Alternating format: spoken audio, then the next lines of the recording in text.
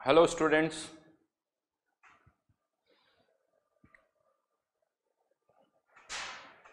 तो last class के अंदर हमने सेकंड ऑर्डर डिस्कशन किया था। सेकंड ऑर्डर के दो केसेस लिए थे, जिसमें फर्स्ट केस में एक ही रिएक्टेंट था और सेकंड केस में दो रिएक्टेंट थे। लेकिन जब दो रिएक्टेंट थे तब हमने जब फॉर्मूला डिराइव किया तो उनमें बहुत सारी कंडीशंस थी। बहुत सारी कंडीशंस के बाद हमने फॉर्मूला ऑब्टेन किया।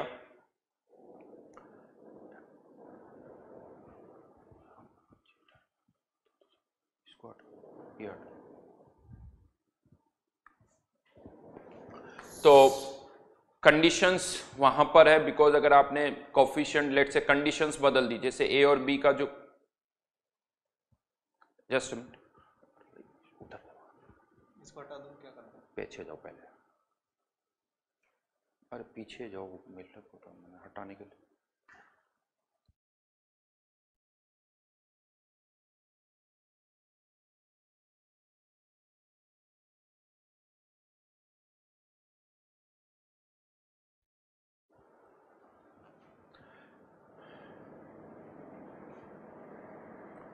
तो यहां पर दो कंडीशंस,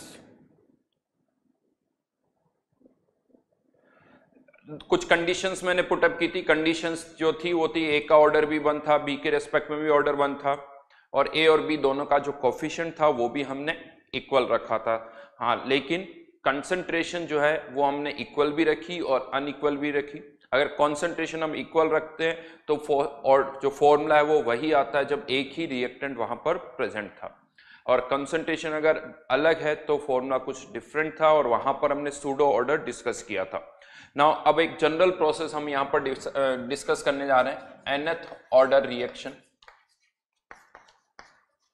nth ऑर्डर रिएक्शन, हाँ, लेकिन अब यहां पर हम मान रहे हैं कि जो रिएक्शन है उसमें एक ही रिएक्टेंट इन्वॉल्व है, एक ही रिएक्टेंट इन्वॉल्व है। मान लेते हैं उसका कोफिशिएंट क्या है, P। उसका जो कोफिशिएंट है वो है P है, लेकिन रिएक्शन का ऑर्डर n है, minus dA/dt equals to K A की पावर n। कोफिशिएंट यहां पर मैंने P ले लिया क्योंकि nth ऑर्डर बोल रहे हैं, तो ऑर्डर जो है वो उसका क्या हो गया, n। अब हमें इसको इंटीग्रेट करना पड़ेगा, तो माइनस dA/A की power n equals to K dt 1/A की पावर n। इसको आपको इंटीग्रेट करना पड़ेगा, ये A की पावर माइनस n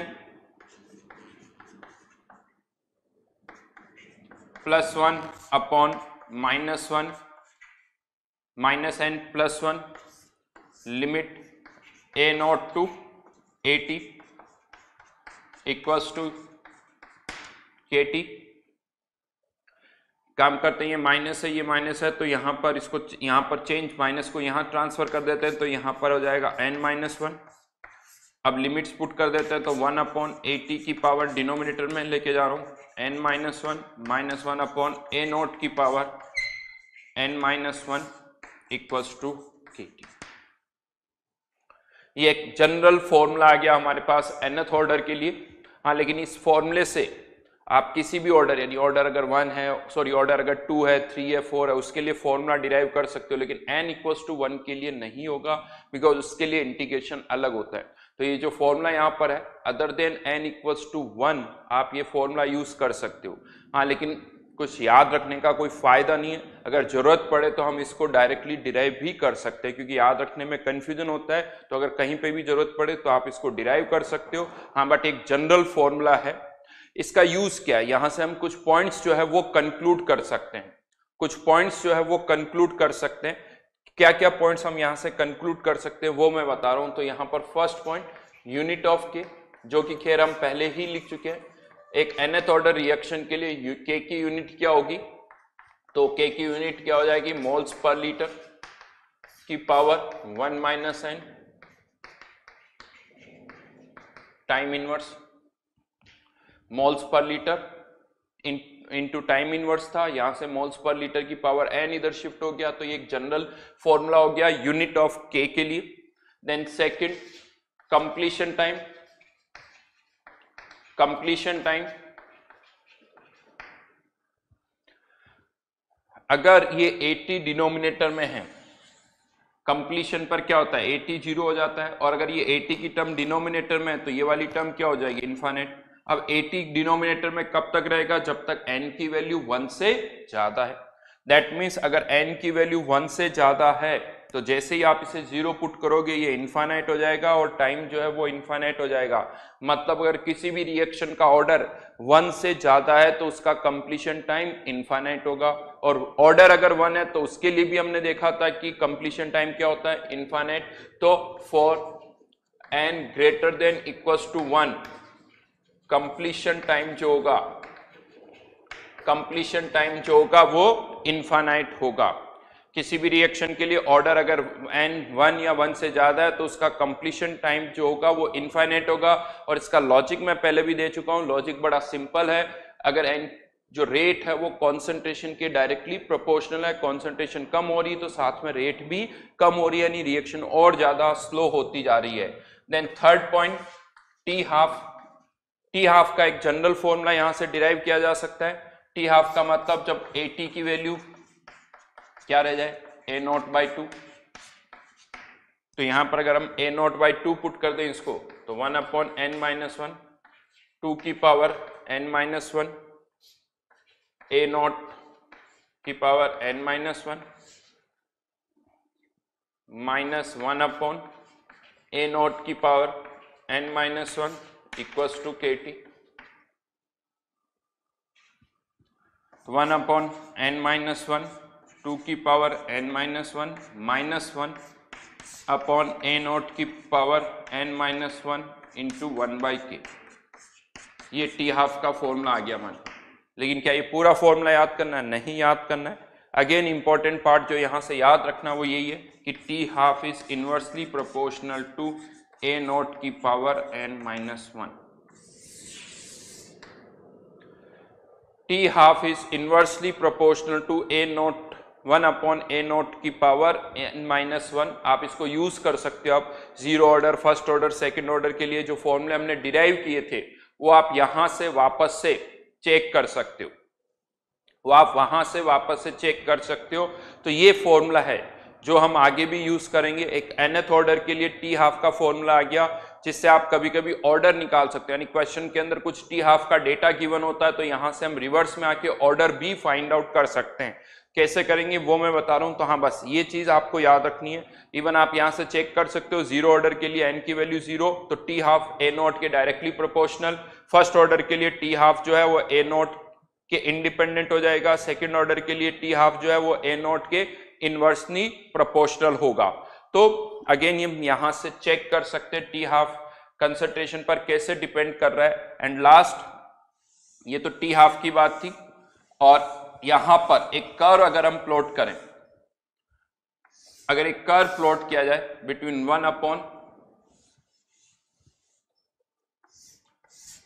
1/AT की पावर n-1 अगेंस्ट टाइम, ये हमारा हो गया y, ये हो गया हमारा x। तो ये कर्व क्या आएगा? Straight line. कर्व जो होगा वो स्ट्रेट लाइन होगी और n-1 इंटू के इधर चला जाएगा, तो जो इस कर्व का स्लोप होगा वो होगा n-1 के, और इंटरसेप्ट जो होगा वो 1/A0 की पावर n-1। हाँ, वैसे स्लोप नेगेटिव भी हो सकता है, वो डिपेंड करेगा n के ऊपर कि n की वैल्यू क्या है, तो स्लोप नेगेटिव भी हो सकता है। तो वो कर्व ऊपर के बजाय नीचे भी जा सकता है। लेकिन हाँ, इन दोनों के बीच में जो कर्व होगा वो एक स्ट्रेट लाइन होगी। मतलब क्या हो गया? अगर किसी भी रिएक्शन का ऑर्डर n है और आप कर्व प्लॉट कर रहे हो 1/A की पावर n-1 वर्सेस टाइम, तो ये कर्व क्या होगा? स्ट्रेट लाइन होगा।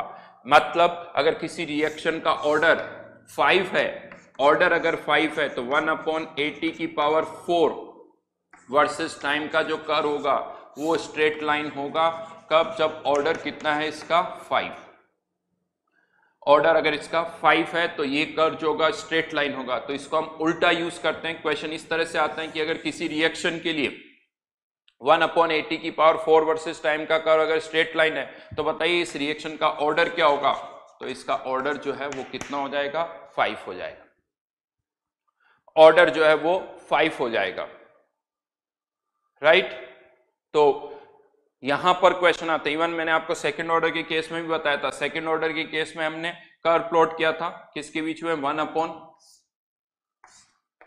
Versus time. सेकंड ऑर्डर था तो 1/a वर्सेस टाइम, मतलब 80 वर्सेस टाइम का कर्व भी क्या आया था, स्ट्रेट लाइन आया था। तो एक अच्छा क्वेश्चन यहां पर बनाया जा सकता है। यहां पर इस तरह के क्वेश्चन पूछे जा सकते हैं कि बताइए ये कर्व है, तो बहुत सारे पार्ट्स हो सकते हैं। पहला पार्ट ये हो सकता है कि ऑर्डर क्या होगा, ऑर्डर अगर हम यहां से देखें तो ऑर्डर क्या हो जाएगा 5। अब जब आपको ऑर्डर पता चल गया और लेट्स से इन दो पॉइंट्स के कोऑर्डिनेट पता है, तो हम इसका स्लोप निकाल सकते हैं, और वो स्लोप किसके बराबर होगा, n-1 इंटू के बराबर होगा। n सही निकाला तो आप k भी निकाल सकते हो, लेकिन अगर आपने n गलत निकाल दिया तो k भी गलत हो जाएगा, k भी गलत हो जाएगा। और एक और चीज याद रखना है, ये 4 जो है n-1 इक्वल्स टू 4 है, यानी ऑर्डर 5 आएगा। जल्दबाजी में हम क्या करते हैं, 4 में से 1 माइनस कर देते हैं तो ऑर्डर 3 आ जाता है, n-1 इक्वल्स टू 4। तो ये एक अच्छा पार्ट है, स्पेशली nth ऑर्डर के केस में, जो आपको याद रखना है, जिस पर क्वेश्चन आ सकते हैं। तो अगर दो पॉइंट्स के कोऑर्डिनेट पता है तो हम k निकाल सकते हैं, दो पॉइंट्स के कोऑर्डिनेट पता है तो इंटरसेप्ट भी निकाल सकते हैं, और इंटरसेप्ट पता है तो हम a0 की वैल्यू भी फाइंड आउट कर सकते हैं, ठीक है। तो this is about nth order. nth order का फॉर्मूला और उससे रिलेटेड कुछ पॉइंट्स थे, वो मैंने आपको यहां पर बता दिए।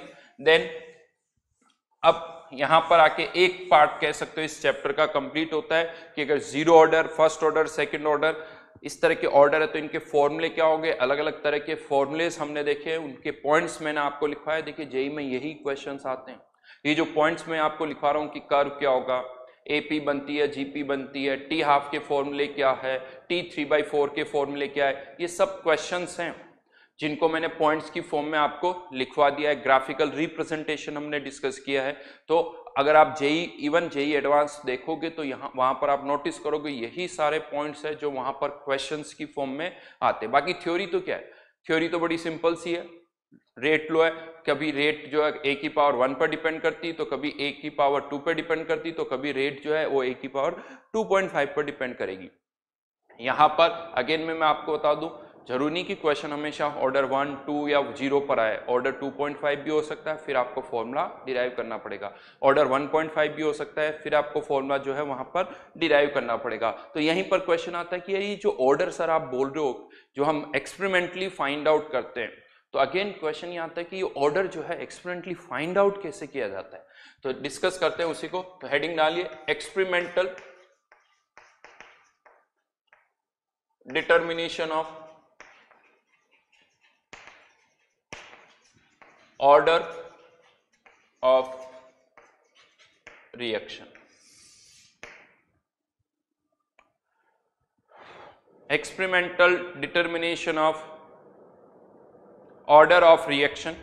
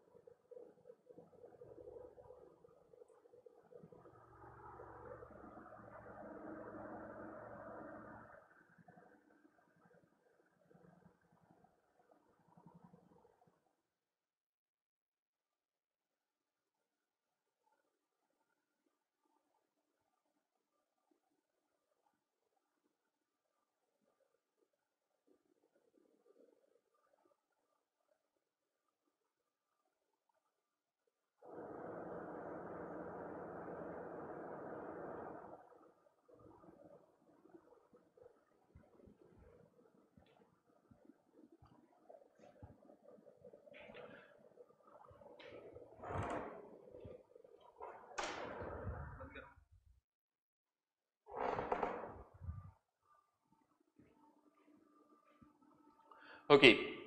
तो experimental determination of order of reaction, मैं आपको बता दूं, ये जितने भी मेथड्स मैं आपको यहां पर बताने जा रहा हूं, कोई भी हाई फाई मेथड नहीं है। कोई ऐसा नहीं कि बहुत ही कोई हाई फाई सा मेथड होगा जिससे हम ऑर्डर फाइंड आउट करें, ऐसा कुछ भी नहीं। जो यहाँ पर अभी हमने फॉर्मूले डिराइव किए थे, जो कॉन्सेप्ट डिस्कस किए थे, इन्हीं फॉर्मूलेस को, इन्हीं कॉन्सेप्ट्स को यूज करके हम एक रिएक्शन का ऑर्डर फाइंड आउट करते हैं। कैसे? फर्स्ट एग्जांपल से ही आपको समझ में आ जाएगा। Hit and trial method, hit and trial method क्या है ये? देखिए, एक्सपेरिमेंटली आप कहीं किसी भी रिएक्शन का ऑर्डर कभी डायरेक्ट निकल के नहीं आएगा, तो एक्सपेरिमेंटली आप किसी रिएक्शन का क्या मेजर कर सकते हो? एक रिएक्शन हो रही है, एक्सपेरिमेंटली हम वहां पर किसी टाइम पर रिएक्टेंट्स और प्रोडक्ट की कॉन्सेंट्रेशन मेजर कर सकते हैं कि टी टाइम पर रिएक्टेंट की कॉन्सेंट्रेशन इतनी है, 10 मिनट्स पर इतनी है, 20 मिनट्स पर इतनी है, 30 मिनट्स पर इतनी है, प्रोडक्ट की कॉन्सेंट्रेशन 10 मिनट पर इतनी है, 20 मिनट पर इतनी है, 30 मिनट्स पर इतनी है। ये आप फाइंड आउट कर सकते हो, यानी एक्सपेरिमेंटली आप कॉन्सेंट्रेशन जो है मोल्स पर लीटर कितने हैं वो हम फाइंड आउट कर सकते हैं। अब इससे आपको ऑन पेपर ऑर्डर निकालना होगा, यानी एक्सपेरिमेंटल तो सारे मेथड का कॉन्सेप्ट यही है कि आपको कॉन्सेंट्रेशन आप एक्सपेरिमेंटली निकाल सकते हो। अब उस डेटा से आप कैसे ऑर्डर निकालते हो वो आप पर डिपेंड करता है। तो अब यहाँ पर हिट एंड ट्रायल मेथड क्या कहता है कि मान लो वो रिएक्शन फर्स्ट ऑर्डर की है, अगर वो रिएक्शन फर्स्ट ऑर्डर की है तो जो डेटा आपने मेजर किया कंसंट्रेशन के, वो इस फॉर्मूले को सेटिस्फाई करेंगे। वो डेटा जो है वो इस फॉर्मूले को सेटिस्फाई करेंगे। कंसंट्रेशन पता है इनिशियल, टाइम टी पे कंसंट्रेशन पता है, टी पता है, के निकालो। फिर एक और डेटा पुट करो, 10 मिनट्स का डेटा पुट किया, फिर 20 मिनट्स का डेटा पुट करो और फिर से के निकालो। और के तो हमें पता किसी रिएक्शन का कांस्टेंट है, तो के की वैल्यू सेम आनी चाहिए। अगर के की वैल्यू सेम आ रही है सब, तो मतलब वो डेटा इस फॉर्मूले को सेटिस्फाई कर रहे हैं, मतलब वो किसको फॉलो कर रहे हैं? फर्स्ट ऑर्डर को। और अगर के की वैल्यू डिफरेंट आ रही है, मतलब वो इस फॉर्मूले को सेटिस्फाई नहीं कर रहे हैं, मतलब वो फर्स्ट ऑर्डर नहीं है। अगर वो फर्स्ट ऑर्डर नहीं है, फिर आप किसी और ऑर्डर के लिए चेक कर लो, लेट से जीरो ऑर्डर के लिए, जिससे के की वैल्यू सेम आती है, वही उस रिएक्शन का ऑर्डर हो जाएगा, वही उस रिएक्शन का ऑर्डर हो जाएगा। तो यहां पर अब क्वेश्चन आता है, सर पहले किसके लिए चेक करेंगे?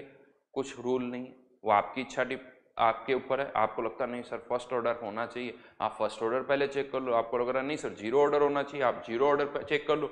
हाँ, लेकिन किसी भी ऑर्डर के लिए कम से कम 2 कैलकुलेशन आपको करनी होगी। अगर आप जीरो ऑर्डर मानते हो तो 2 बार इसके लिए कैलकुलेट करना होगा, फिर अगर फर्स्ट ऑर्डर मानते हो तो इसके लिए 2 बार चेक करना होगा, क्योंकि के की 2 वैल्यूज निकालनी होगी, तब हमें पता चलेगा कि वो जीरो ऑर्डर है या फर्स्ट ऑर्डर है या सेकेंड ऑर्डर है। तो this is known as hit and trial method. Concentration experimentally measure की, उसको आप यहाँ पर पुट करोगे, शीट में क्वेश्चंस है, इसी तरह से हमें करना है। शीट में तो बहुत सारे क्वेश्चन इस तरह से भी है कि prove that it is first order reaction, prove that it is first order reaction. कैसे प्रूव करोगे किसी भी रिएक्शन के लिए? वो यही तरीका है, 2 बार के निकालो और फिर कहो कि सिंस के की वैल्यू कांस्टेंट आ रही है, फर्स्ट ऑर्डर के लिए कांस्टेंट आ रही है तो ये फर्स्ट ऑर्डर है, सेकंड ऑर्डर के लिए कांस्टेंट आ रही है तो ये सेकंड ऑर्डर होगा, राइट। तो ये था हमारा फर्स्ट मेथड। कोई क्वेश्चन नहीं करवा रहा हूं, आपको यहीं पर वैल्यूज पुट करनी होगी। सेकंड मेथड पर आते हैं, टी हाफ मेथड। इस मेथड में क्या है, हमें पता है टी हाफ जो होता है वो कॉन्सेंट्रेशन की पावर n-1 के इनवर्सली प्रोपोर्शनल होता है। तो अब आप क्या करो, एक रिएक्शन को एक्सपेरिमेंटली आप किसी लेबोरेटरी में करिए, पहले किसी इनिशियल कॉन्सेंट्रेशन पर उसका टी हाफ फाइंड आउट करिए, फिर इनिशियल कॉन्सेंट्रेशन बदल के फिर से उसका टी हाफ फाइंड आउट करिए। 2 अलग अलग कॉन्सेंट्रेशन पर आपने टी हाफ फाइंड आउट कर लिया, तो टी हाफ इनिशियल कॉन्सेंट्रेशन, 2 अलग अलग कॉन्सेंट्रेशन पर आपने टी हाफ फाइंड आउट कर लिया। आप उनका क्या ले लीजिए, रेशियो, यानी आपको ये टी हाफ 2 और टी हाफ 1 पता है और इनिशियल कॉन्सेंट्रेशन पता है, तो यहाँ पर रेशियो जब लेंगे तो प्रोपोर्शनलिटी कांस्टेंट कैंसिल आउट हो जाएगा। तो A0 1 की पावर n-1, A0 2 की पावर n-1। इनिशियल कॉन्सेंट्रेशन पता है, उसके कॉरेस्पॉन्डिंग टी हाफ पता है, इनिशियल कॉन्सेंट्रेशन पता है, उसके कॉरेस्पॉन्डिंग टी हाफ पता है। क्या नहीं पता, ये n नहीं पता, यहां से आप n फाइंड आउट कर सकते हो। वैसे अगर क्वेश्चन जीरो फर्स्ट और सेकंड ऑर्डर का, तब तो बहुत आसान है। जीरो ऑर्डर है, कॉन्सेंट्रेशन डबल करने पर टी हाफ डबल हो रहा होगा, 3 टाइम्स करने पर टी हाफ 3 टाइम्स हो रहा होगा। फर्स्ट ऑर्डर में कॉन्सेंट्रेशन चेंज करने पर टी हाफ में कोई चेंज होता ही नहीं है। सेकंड ऑर्डर में कॉन्सेंट्रेशन डबल करने पर टी हाफ जो है वो हाफ हो जाएगा। तो इस तरह से 0 फर्स्ट सेकंड ऑर्डर तो आई थिंक देखते ही आपको पता चल जाएंगे कि हाँ इस रिएक्शन का ऑर्डर क्या है। अदरवाइज ये फॉर्मूला है जिसमें 1 2 3 4 ये सारी वैल्यूज पुट कर दीजिए, आप n फाइंड आउट कर सकते हैं। Then third one,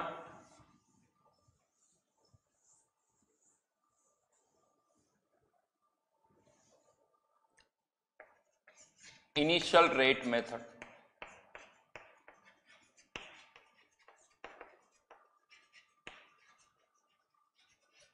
initial rate method ये अलग है इन दोनों से। क्यों अलग है इसमें? क्योंकि ये जो मेथड है उसमें एक से ज्यादा रिएक्टेंट है तब भी हम ऑर्डर फाइंड आउट कर सकते हैं। अदरवाइज इन दोनों में तो हमने जो फॉर्मूले लगाए हैं वो तब है जब एक ही रिएक्टेंट इन्वॉल्व है। तो यहाँ पर ये दोनों मेथड उन्हीं रिएक्शंस पर एप्लीकेबल होंगे जिनमें एक ही रिएक्टेंट इन्वॉल्व है। अगर एक से ज्यादा रिएक्टेंट इन्वॉल्व हुए आप ये वाले तरीके यूज नहीं कर पाओगे, क्योंकि ये जो फॉर्मूले मैंने लगाए हैं वो एक ही रिएक्टेंट वाले हैं। बट अगर एक से ज्यादा रिएक्टेंट इन्वॉल्व है, लेट्स से ये कोई रिएक्शन हो रही है A plus B converting into some product, और हमें A का और B के रेस्पेक्ट में ऑर्डर फाइंड आउट करना है। स्टोइकोमेट्रिक कोएफिशिएंट कुछ भी हो, ऑर्डर उससे कनेक्टेड नहीं है। तो हमें यहाँ पर A और B का ऑर्डर फाइंड आउट करना है। तो मान लेते A की पावर P है और B की पावर Q है। यहां पर अब क्या किया जाता है, एक्सपेरिमेंटली एक कंटेनर लीजिए और उसके अंदर आपने A की कंसंट्रेशन भी लेट से 0.1 पुट कर दी, B की कंसंट्रेशन आपने यहां पर इनिशियली 0.2 पुट कर दी, 0.1 और 0.2, और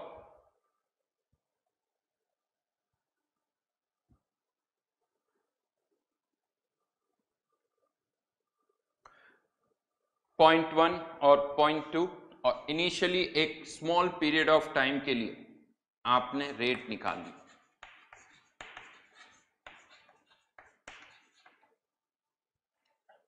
एक स्मॉल पीरियड ऑफ टाइम के लिए हमने रेट निकाली।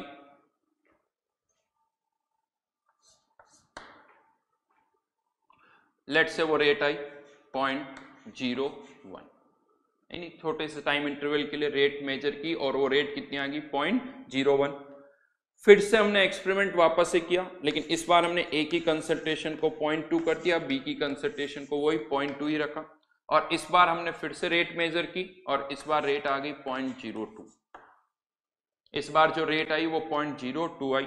फिर हमने एक और एक्सपेरिमेंट किया, इस बार हमने A की कंसंट्रेशन को 0.1 रखा, B की कंसंट्रेशन को 0.2 से कितना कर दिया 0.4, तो ये रेट जो है वो कितनी होगी 0.08। जो भी यूनिट्स होगी, मोल्स पर लीटर पर second whatever, moles per litre पर मिनट या पर सेकंड वॉटेवर। अब इस डेटा से हमें बताना है कि A की पावर क्या होगी, B की पावर क्या होगी, वो हम कैसे फाइंड आउट कर सकते हैं, वो अब हमें देखना है यहां पर।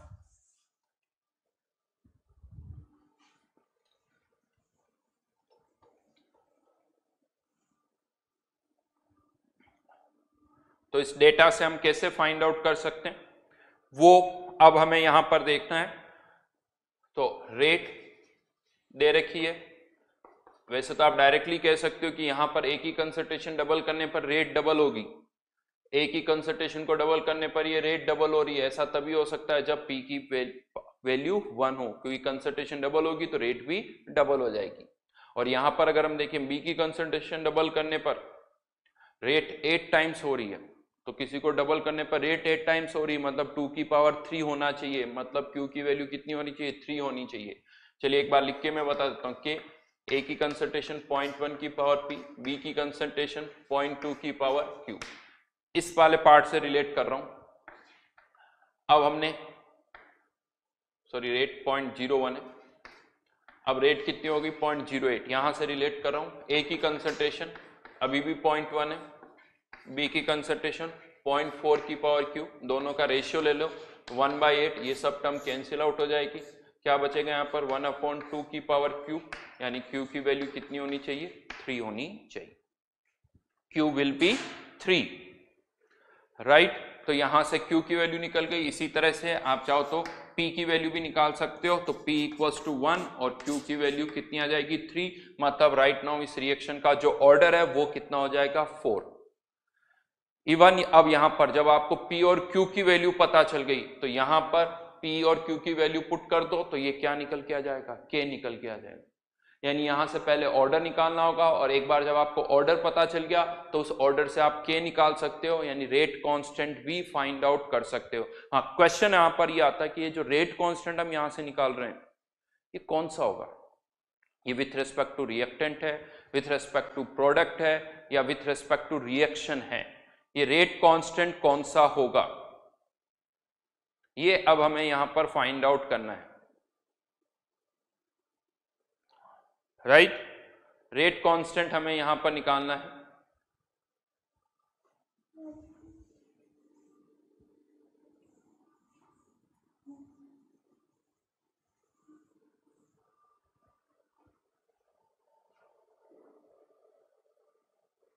होगा नहीं होगा, ये रेट कांस्टेंट कौन सा होगा वो इस पर डिपेंड करेगा कि रेट कौन सी है, इसीलिए मैंने यहां पर डिफाइन नहीं किया।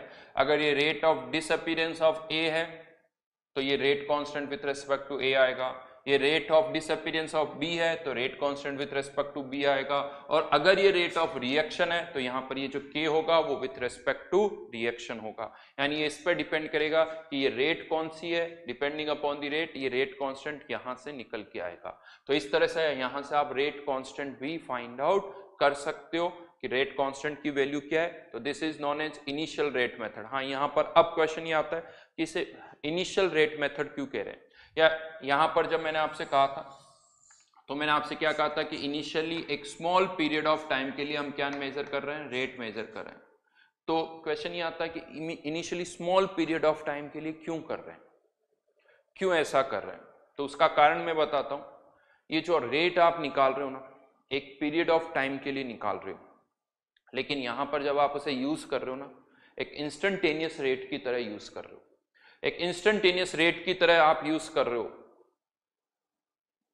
राइट, यानी आप ये मान रहे हो कि इस टाइम में ए और बी की कंसंट्रेशन जो है वो 0.1 और 0.2 ही रहेगी, उसमें चेंज नहीं हो रहा है, उसमें चेंज नहीं हो रहा है। मतलब आपने क्या किया, उस कंसंट्रेशन को कांस्टेंट मान लिया। ऐसा आप तभी कर पाओगे जब चेंज जो है वो बहुत कम हो रहा है, बहुत कम चेंज हो रहा है, तभी आप ऐसा कर पाओगे। और बहुत कम चेंज हो रहा है मतलब एक छोटे से टाइम पीरियड के लिए, तो जितना आपका टाइम पीरियड कम होगा एक्यूरेसी उतनी ही ज्यादा होगी। दो जो तरीका वो परफेक्ट नहीं है। परफेक्ट क्यों नहीं है, क्योंकि यहां पर जो रेट हम मेजर कर रहे हैं तो ऑब्वियसली कंसंट्रेशन तो चेंज होगी, कॉन्सेंट्रेशन चेंज होगी, लेकिन यहाँ पर अभी भी मान रहे हैं कि कॉन्सेंट्रेशन यानी फर्स्ट केस में 0.1 0.2, सेकंड केस में 0.2 हम कांस्टेंट मान रहे हैं। वो तभी मान सकते हो जब जो टाइम पीरियड है वो आपका बहुत कम है। तो यहाँ पर जितने कम टाइम में आप ये रेट कैलकुलेट करोगे आपकी एक्यूरेसी उतनी ज़्यादा होगी, जितना टाइम पीरियड बढ़ाते जाओगे एक्यूरेसी जो है वो कम होती जाएगी। ठीक है, खैर ये कोई पूछने नहीं वाला जेई में क्वेश्चन आता है तो हमें इसी तरह से करना है, बट एक फैक्ट है जो आपको पता होना चाहिए कि यहाँ पर हम क्या मिस्टेक कर रहे हैं। यानी इस पूरे तरीके में जो मिस्टेक है वो आपको जरूर समझ में आनी चाहिए। तो this is the initial rate method. तो ये तीन मेथड है जिसके थ्रू हम किसी रिएक्शन का ऑर्डर फाइंड आउट कर सकते हैं कि एक रिएक्शन का ऑर्डर क्या होगा, वो हम यहां से फाइंड आउट कर सकते हैं। ठीक है, देन आगे बढ़ाते हैं इस चैप्टर को। तो अब मेनली इस चैप्टर के अंदर ऑर्डर क्या होता है वो भी हमने फाइंड आउट कर लिया। अब ऑर्डर के बाद बात आती है ये जो रेट कांस्टेंट है वो हम कैसे निकालेंगे। इनफैक्ट कह सकते हो ये तरीके हैं जिससे आप एक रिएक्शन का रेट कांस्टेंट फाइंड आउट कर सकते हो, लेकिन स्पेशली फर्स्ट ऑर्डर, अगर मैं बात करूं फर्स्ट ऑर्डर के केस में हमारे पास और भी बहुत सारे तरीके हैं जिससे हम एक रिएक्शन का ऑर्डर फाइंड आउट कर सकते हैं। एक रिएक्शन का ऑर्डर हम फाइंड आउट कर सकते हैं। तो फर्स्ट ऑर्डर के लिए स्पेशली फर्स्ट ऑर्डर के केस में एक रेट कांस्टेंट अगर हमें निकालना है, फर्स्ट ऑर्डर के केस में अगर रेट कांस्टेंट अगर हमें निकालना है तो उसके लिए हमारे पास और भी तरीके हैं। तो अब हेडिंग डालिए experimental determination of experimental determination of first order rate constant. Experimental determination of first order rate constant. अब यहां पर हम केवल फर्स्ट ऑर्डर की ही बात कर रहे हैं, बाकी ऑर्डर की हम बात नहीं करें, क्योंकि फर्स्ट ऑर्डर के केस में अगर हमें रेट कांस्टेंट निकालना है तो और भी बहुत सारे तरीके हैं जिससे हम रेट कांस्टेंट फाइंड आउट कर सकते हैं। तो और कौन से तरीके हैं वो अब हम यहां पर डिस्कस कर रहे हैं। तो first one, by pressure measurement, by pressure measurement. कैसे? तो स्पेशली ये जो मेथड है वो गैसियस रिएक्शंस के लिए यूजफुल है, यानी जिसमें गैसेस इन्वॉल्व है, क्योंकि प्रेशर उन्हीं का चेंज होता है। तो गैसियस रिएक्शंस की हम यहां पर बात कर रहे हैं। मान लेते हैं ये कोई रिएक्शन है जिसमें A कन्वर्ट हो रहा है B प्लस C में, और हमें ये गिवन है कि ये फर्स्ट ऑर्डर काइनेटिक्स को फॉलो कर रही है। ये जो रिएक्शन है फर्स्ट ऑर्डर काइनेटिक्स को फॉलो कर रही है, ये हमें गिवन है,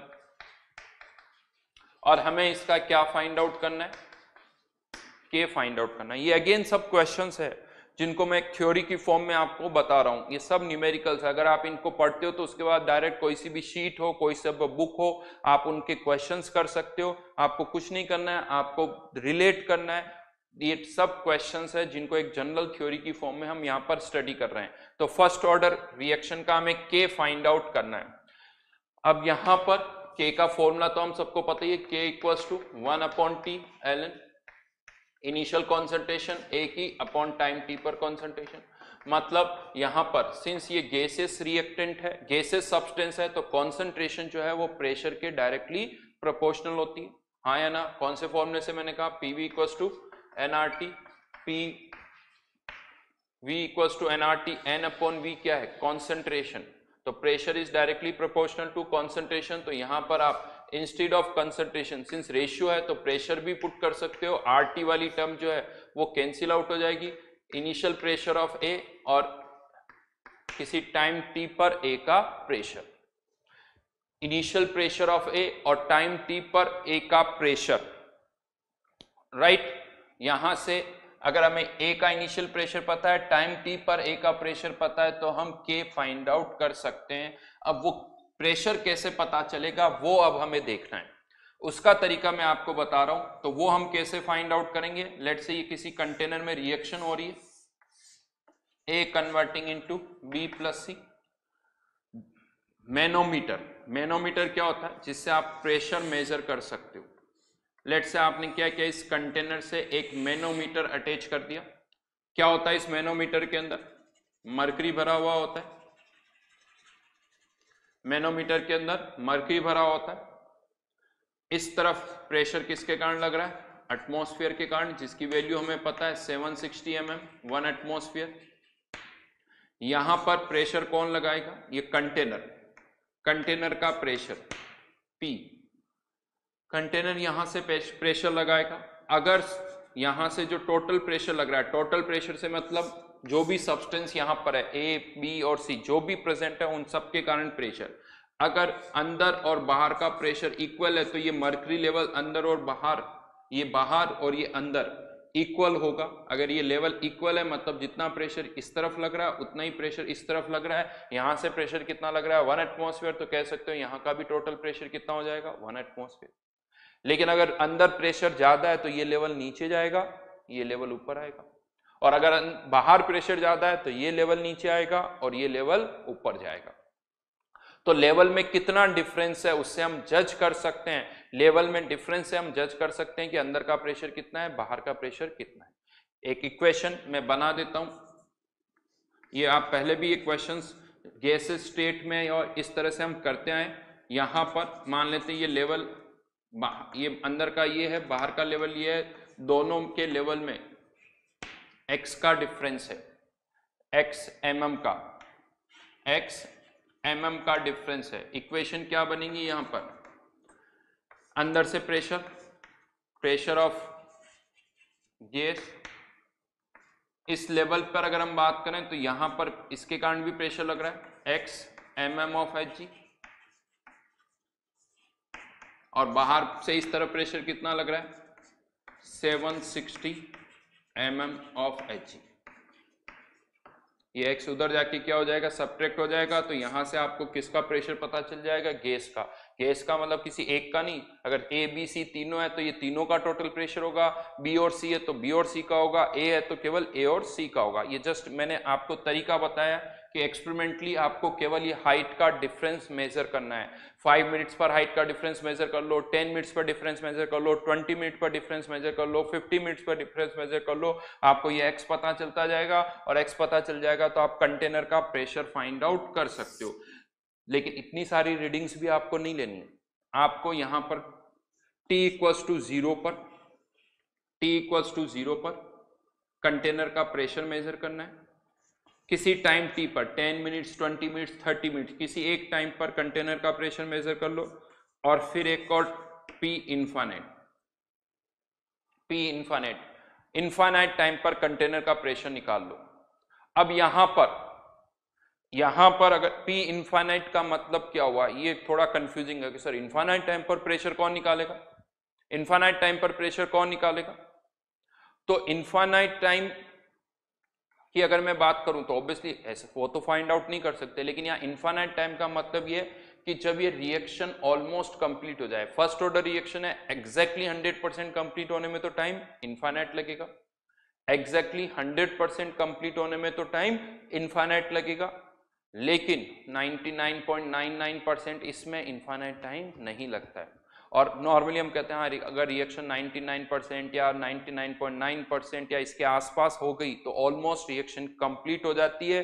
तो यहाँ पर P इनफाइनाइट का मतलब जब रिएक्शन ऑलमोस्ट कंप्लीट हो जाए, फिर उसके बाद चेंजेस बहुत कम होते हैं, फिर प्रेशर में भी चेंज बहुत कम होंगे। तो यहाँ पर P इनफाइनाइट मतलब जब रिएक्शन ऑलमोस्ट कंप्लीट हो जाए, उसी को हम बोल देते हैं इनफाइनाइट, यानी उस टाइम के प्रेशर को हम बोल देंगे P इनफाइनाइट। तो ये 3 अलग अलग कंडीशंस है, यानी इसको आप यूं कह दो कि जब प्रेशर ऑलमोस्ट कांस्टेंट होने लग जाए, आप प्रेशर मेजर कर रहे हो, फिर प्रेशर मेजर कर रहे हो, अब लग रहा है कि यार अब तो कुछ प्रेशर में चेंज हो ही नहीं रहा है, अब प्रेशर में चेंज बहुत कम हो रहा है, यानी एक तरह से नहीं हो रहा है, उस प्रेशर को आप क्या बोल सकते हो, P इनफाइनाइट। ठीक है, तो ये 3 प्रेशर है, P0, PT, P इनफाइनाइट, ये हम एक्सपेरिमेंटली फाइंड आउट कर सकते हैं। नाउ अब मैं क्वेश्चन पर आता हूं। ये तो मैंने थोड़ा एक्सपेरिमेंटल सेटअप आपको बता दिया कि कैसे क्या करना होता है। क्वेश्चन में ये सब कुछ नहीं गिवन होगा, क्वेश्चन में क्या गिवन होगा मैं उसकी अब बात कर रहा हूं। तो यहां पर कुछ केसेस हम बना रहे हैं। केस 1, इफ P0 और P infinity is given along with PT,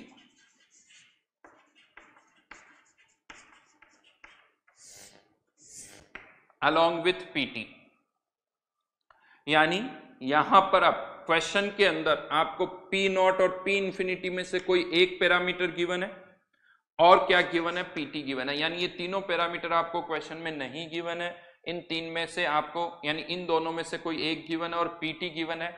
हमें क्या करना है, यहां पर हमें यहां पर K फाइंड आउट करना है इस डेटा से। कैसे करेंगे वो अब मैं आपको बता रहा हूं।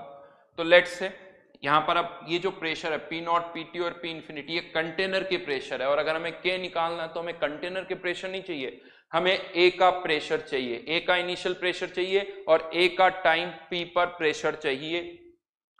तो इस डेटा से हमें A का प्रेशर निकालना होगा। वो हम कैसे निकालेंगे, तो A converting into B plus C।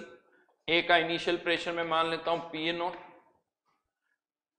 Time T पर इसमें से X रिएक्ट कर जाता है तो इसका प्रेशर भी कितना आ जाएगा X, और इसका भी X। इनफाइनाइट टाइम पर हम कह सकते हैं ये ऑलमोस्ट 0 हो जाएगा, तो इनफाइनाइट टाइम पर B का प्रेशर कितना हो जाएगा, PA0, और C का प्रेशर भी कितना हो जाएगा, PA0। B का प्रेशर भी PA0 और C का प्रेशर भी PA0 हो जाएगा। अब यहां पर इससे हम इक्वेशन बना सकते हैं। अगर मुझे P0 गिवन है, यानी इनिशियली कंटेनर का प्रेशर, तो इनिशियली कंटेनर में तो यही होगा, इनिशियली कंटेनर में तो यही होगा। तो अगर आपको पी नॉट दे रखा है तो कह सकते हो कि ये जो पी नॉट है वही आपका क्या है, पी ए नॉट, वही आपका क्या है, P A not. But instead of P not अगर आपको पी इंफिनिटी गिवन है, मतलब कंटेनर का इनफाइनाइट टाइम पर प्रेशर गिवन है, तो इनफाइनाइट टाइम पर कंटेनर में प्रेशर किसके कारण होगा, बी और सी के कारण होगा। इनफाइनाइट टाइम पर कंटेनर में प्रेशर किसके कारण होगा, बी और सी के कारण होगा। तो बी और सी के कारण यानी P A not plus P A naught, B के कारण प्रेशर और सी के कारण प्रेशर, तो क्या आ जाएगा, 2 पी ए नॉट। तो अगर पी नॉट दे रखा है तब भी आप पी ए नॉट निकाल सकते हो, और अगर पी नॉट की जगह पी इंफिनिटी दे रखा है तब भी आप पी ए नॉट निकाल सकते हो, तब भी हम P A not find out कर सकते हैं, राइट। तो यहां से पी ए नॉट तो आपको पता चल गया। अब हमें और क्या निकालना है, एक्स की वैल्यू निकालनी है। एक्स की वैल्यू मैं कैसे निकालूंगा, तो किसी टाइम टी का प्रेशर भी आपको दे रखा है, टाइम टी पर कंटेनर का प्रेशर, हाँ किसी टाइम टी पर कंटेनर का प्रेशर ए के कारण भी होगा, बी के कारण भी होगा और सी के कारण भी होगा। तो हमें इन तीनों का सम करना होगा, this plus this plus this. अगर आप इन तीनों का सम करोगे, P A not minus x plus x, तो ये क्या हो गया, P A not plus x. यहां से पहले ही पी ए नॉट पता चल गया, पी ए नॉट पुट कर दो तो यहां से क्या निकल के आ जाएगा, एक्स निकल के आ जाएगा। यानी इन दोनों से आपको पहले पी ए नॉट पता चल जाएगा, यहां से आपको एक्स पता चल गया। अब आपको पी ए नॉट भी पता है, एक्स भी पता है, उससे हम के फाइंड आउट कर सकते हैं। वो के कैसे निकाला जा सकता है यहां पर, तो सीधी सी बात है, के equals to 1/t ln। P A naught की जगह मैं क्या लिख दूंगा, P not,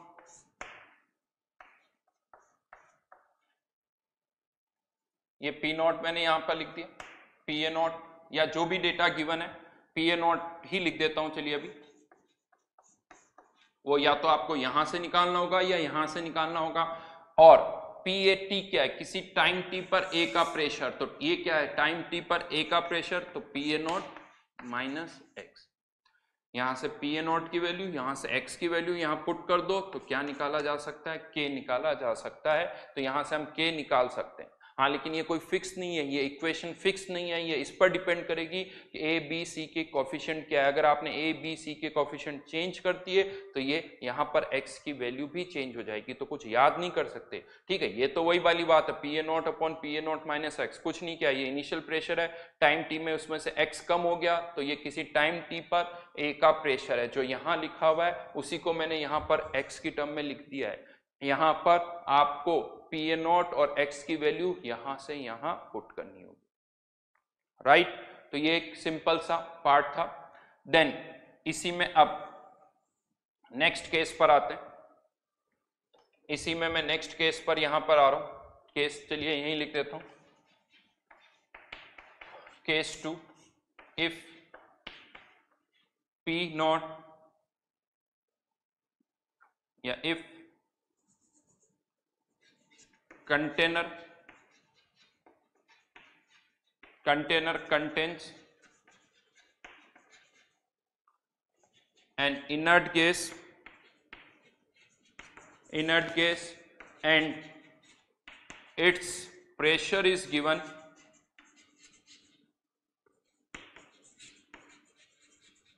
along with P naught or P infinity and PT.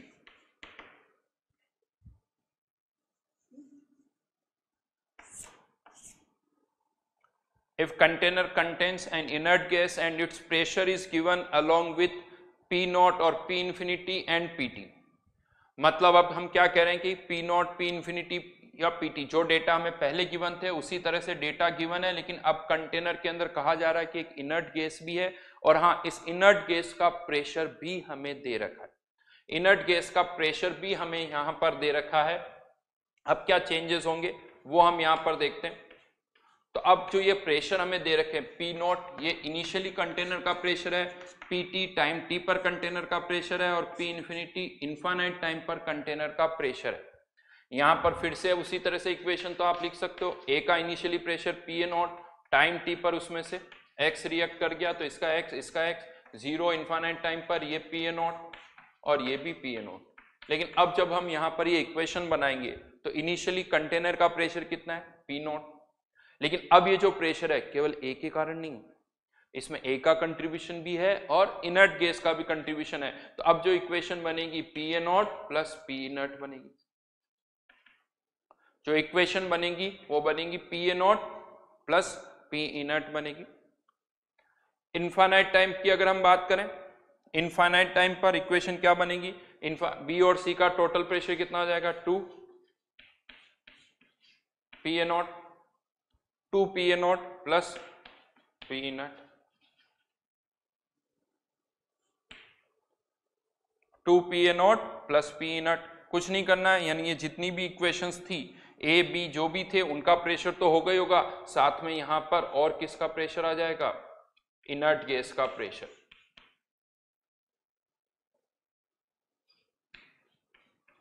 और यहां पर इनर्ट गैस का प्रेशर आ जाएगा। तो जो भी इक्वेशन आपने पहले बनाई थी उसमें इनर्ट गैस का प्रेशर ऐड कर दो। या दूसरा एक तरीका और है, जो भी आपको ये प्रेशर दे रखे हैं उसमें से आप पहले इनर्ट गैस का प्रेशर सब्ट्रैक्ट कर दो और फिर भूल जाओ कि कंटेनर में कोई इनर्ट गैस है, फिर भूल जाओ कि कंटेनर में कोई इनर्ट गैस है, उसको आपको नहीं सोचना है।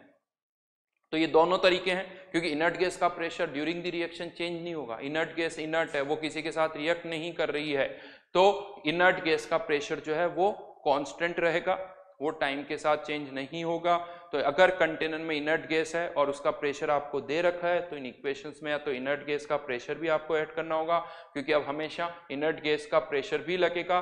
खैर कोई प्रॉब्लम नहीं है, आपको ये डेटा दे रखा है, पी इनर्ट भी दे रखा है, तो आपको इनर्ट गैस का प्रेशर भी पता है। अगर पी नॉट पता है तो यहाँ से पी ए नॉट आ जाएगा, या पी इन्फिनिटी पता है तो यहाँ से पी ए नॉट आ जाएगा और यहाँ से एक्स आ जाएगा, फिर से आप यहाँ के पुट कर दीजिए। अच्छा, इस के फॉर्मूले में इनर्ट गैस का कोई रोल नहीं है, इस के फॉर्मूले में इनर्ट गैस का कोई रोल नहीं है, क्योंकि वो रिएक्ट नहीं करी। इन के का जो एक्सप्रेशन है उसमें हमें केवल ए का इनिशियल प्रेशर चाहिए और ए का टाइम टी पर प्रेशर चाहिए, राइट। इसी में एक केस और है, अभी मैं वो यहां पर ले रहा हूं, इसको अच्छी तरह से लिख लीजिए।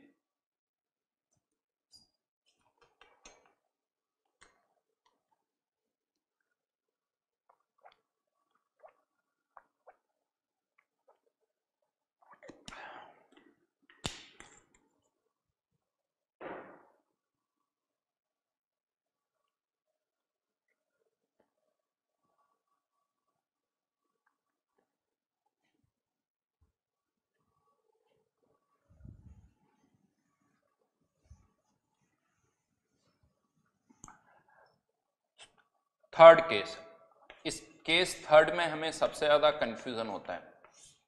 इनफैक्ट यहां पर 3 केसेस में डिवाइड करने का मेन पर्पज ही है।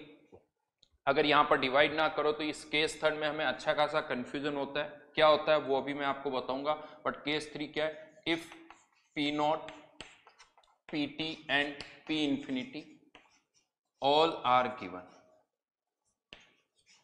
तीनों ही गिवन है, पी नॉट, पी टी और पी इंफिनिटी, ये तीनों ही हमें गिवन है। अब यहां पर एक क्वेश्चन आता है, कुछ भी नहीं लिखा और इनर्ट गैस के बारे में कुछ भी नहीं गिवन है, इनर्ट गैस के बारे में हमें कुछ भी नहीं गिवन है।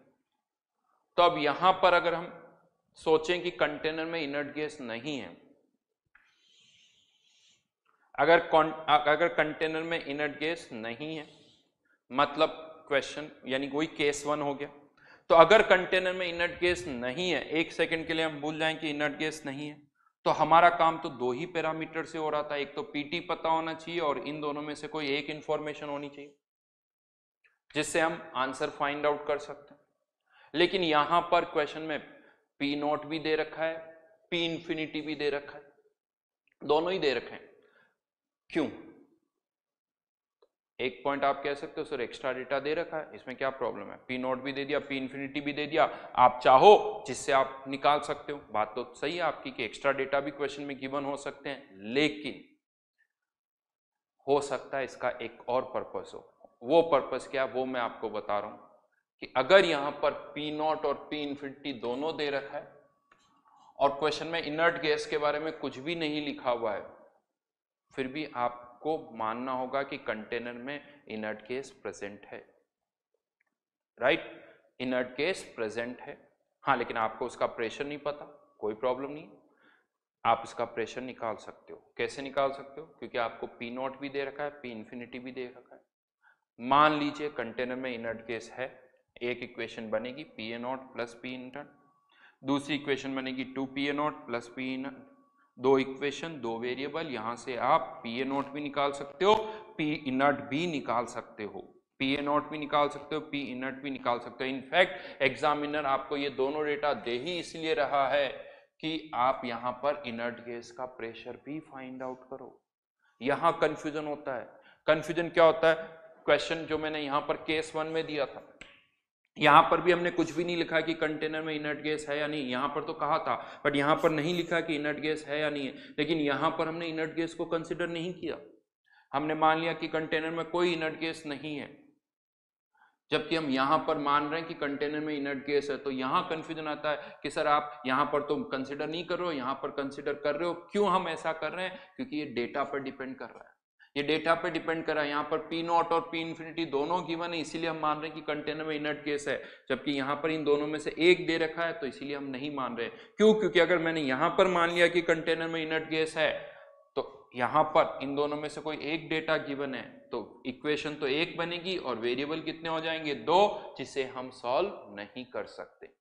तो ये डेटा पर डिपेंड करना है कि हमें किस एक्सटेंट तक सोचना है। सिंस यहाँ पर 2 इंफॉर्मेशन गिवन है, तो हमने मान लिया कि कंटेनर के अंदर इनर्ट गैस है। अब अगर नहीं है, कोई प्रॉब्लम नहीं, आप यहां से सॉल्व करिए, पी इनर्ट की वैल्यू 0 आ जाएगी, पी इनर्ट की वैल्यू 0 आ जाएगी।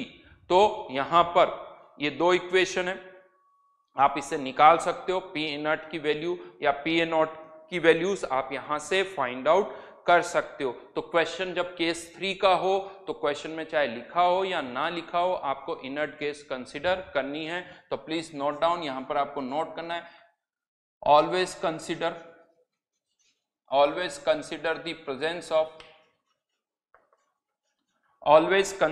The presence of inert gas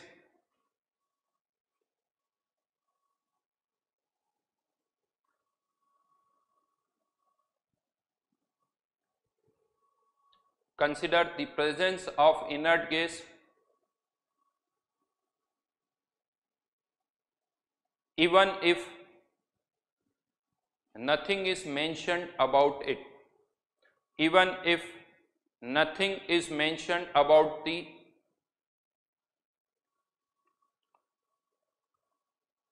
inert gas.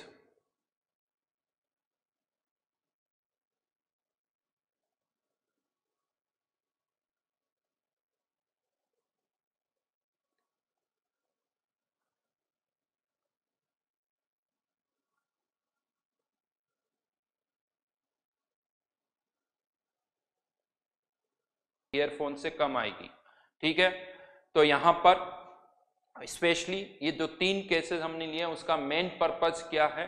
Main purpose यही है कि हाँ, हमें कब इनर्ट गैस कंसिडर करना है और कब नहीं करना है, वो हमें पता होना चाहिए। चलिए, अब इसी पर मैं आपको 1-2 क्वेश्चन दे रहा हूं, इसी पर्टिकुलर पार्ट पर। 2 अभी सारे केसेस आपके सामने लिए हैं, तो फिर से कहूंगा ये क्वेश्चन बहुत आसान से लगेंगे, क्योंकि तीनों केसेस अभी आपके माइंड में फ्रेश है। प्रॉब्लम क्या होती है? हम भूल जाते हैं कि 2 केसेज है या 3 केसेज है, या इनर्ट गैस को कंसिडर करना भूल जाते हैं। तो फिर से ये कहूंगा, अगर P naught, P infinity, P T तीनों डेटा दे रखे हैं, तो आपको हमेशा इनर्ट गैस कंसिडर करना होगा। एक क्वेश्चन करते हैं यहाँ पर, ए कन्वर्टिंग इनटू 2b प्लस सी, थोड़ी सी रिएक्शन मैंने बदल दी। गिवन है, फर्स्ट ऑर्डर है, find first order rate constant. Information क्या गिवन है? t इक्वल्स टू 0 पर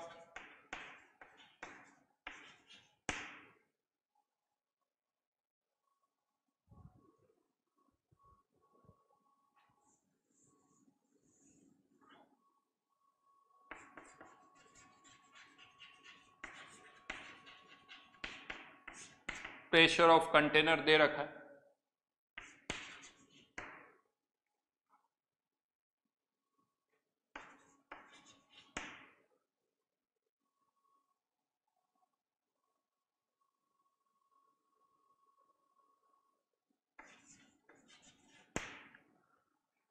के निकालना है आपको यहां पर।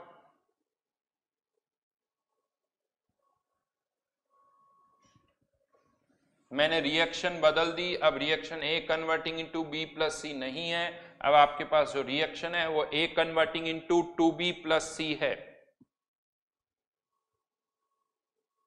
उदित नागर, हाँ सभी के अंदर आइडियल गैस मान के ही कर रहे हैं ये सब। मोस्टली न्यूमेरिकल्स आप जो करते हो through out the physical chemistry, उन सब में गैसेस को आइडियल मानते ही करते हैं। रियल मानने पर van der Waals equation use करनी पड़ती है, जिससे सॉल्व करना हमारे लिए बहुत मुश्किल होता है।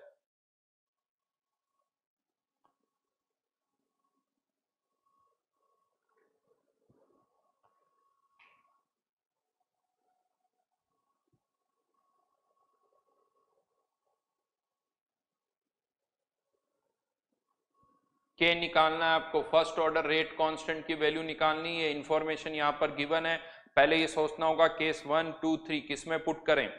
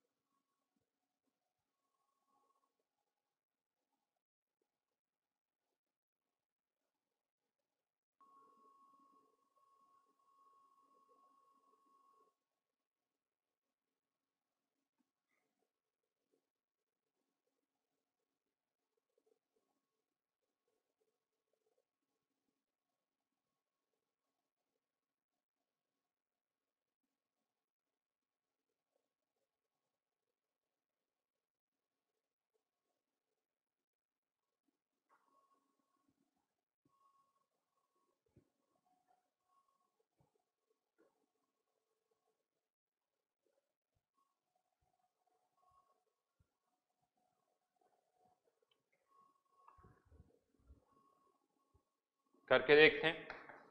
ए कन्वर्टिंग इनटू 2b प्लस सी,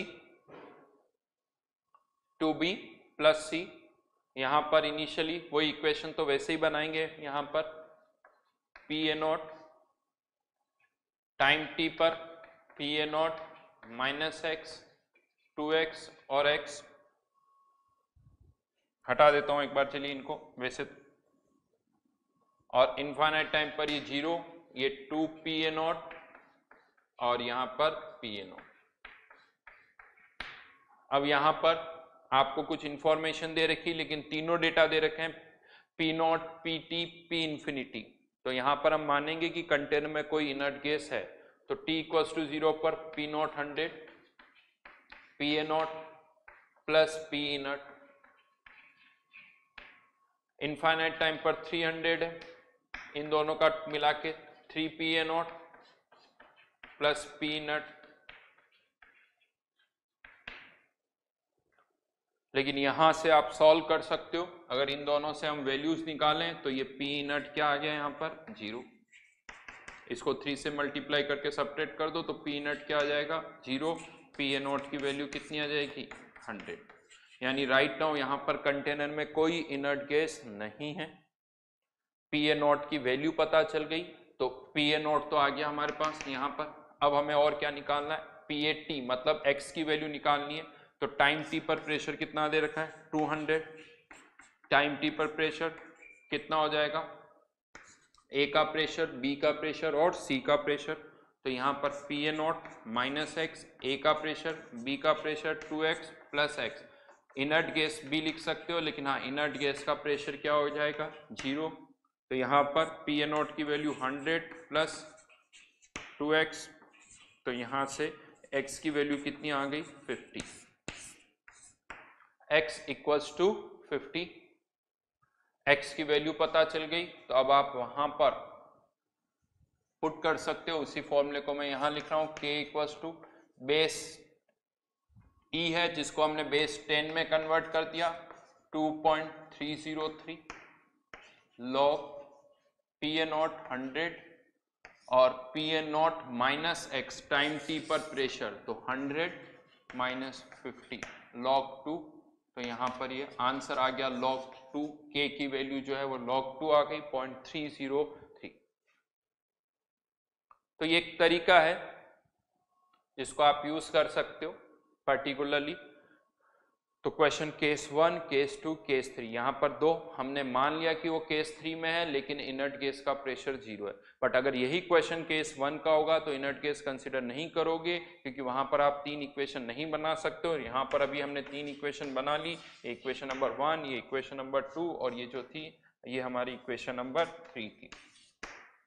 ठीक है, तो यहाँ एक पार्ट आके कंप्लीट होता है। Experimental determination of first order rate constant. अगर प्रेशर से रिलेटेड इंफॉर्मेशन गिवन है तो कैसे सॉल्व करना है वो मैंने आपको यहां पर बताया। नेक्स्ट यहीं पर आता है by titrations. By second one by titration.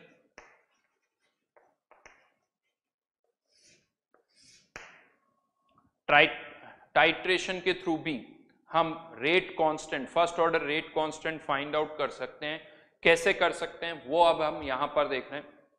ये अगेन कह सकते हो थोड़ा इंटरेस्टिंग पार्ट है, इस पर बहुत तरह के क्वेश्चंस बनते हैं। इनफैक्ट कहा जाए तो फर्स्ट ऑर्डर यानी जो काइनेटिक्स वाला पार्ट है जो अभी तक हमने डिस्कशन किया है इसमें कोई बहुत ज्यादा केमिस्ट्री नहीं थी, मैथमेटिकल पार्ट था। ये जो पार्ट है इसमें कुछ केमिस्ट्री इन्वॉल्व है, केमिस्ट्री के कॉन्सेप्ट इन्वॉल्व है। तो यहां पर अब देखते हैं टाइट्रेशन के थ्रू हम कैसे कर सकते हैं, वो मैं आपको यहां पर बता रहा हूं। लेकिन इसमें अब कुछ एग्जांपल्स के थ्रू ही हम आगे बढ़ेंगे। तो फर्स्ट एग्जांपल मैं ले रहा हूं by decomposition of H2O2। By decomposition of H2O2 या simply the decomposition of H2O2। H2O2 decompose होता है किसमें? H2O plus O2। H2O2 decompose होगा H2O और O2 में। और ये जो रिएक्शन है H2O2 के डिकम्पोज होने की, ये एक फर्स्ट ऑर्डर काइनेटिक्स को फॉलो करती है। ये अगेन एक फैक्ट है जो आपको गिवन है। तो अगर हमें इसका रेट कांस्टेंट फाइंड आउट करना है, अगर हमें इसका रेट कांस्टेंट फाइंड आउट करना है तो कह सकते हो कि हमें H2O2 की इनिशियल कॉन्सेंट्रेशन और टाइम t पर कॉन्सेंट्रेशन पता होनी चाहिए। 1/T initial concentration of H2O2 upon time t पर H2O2 की कॉन्सेंट्रेशन।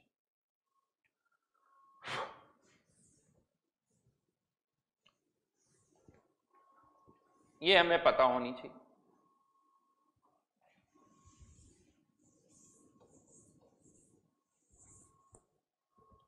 इनिशियल कॉन्सेंट्रेशन और टाइम t पर कॉन्सेंट्रेशन पता होनी चाहिए। अभी तक तो क्वेश्चन क्या आते थे, इनिशियल कॉन्सेंट्रेशन इतनी, टाइम t पर कॉन्सेंट्रेशन इतनी है, तो बताओ क्या क्या होगा, हम वो पुट कर देते थे, आंसर आ जाता है। बट अब आप ये सोचिए कि सब कुछ आपको मैनेज करना है, यानी लेबोरेटरी में सब कुछ आपको फाइंड आउट करना है। कंसंट्रेशन भी आपको निकालनी है और के भी आपको फाइंड आउट करना है। कैसे होता होगा इसको अब हमें थोड़ा देखना है।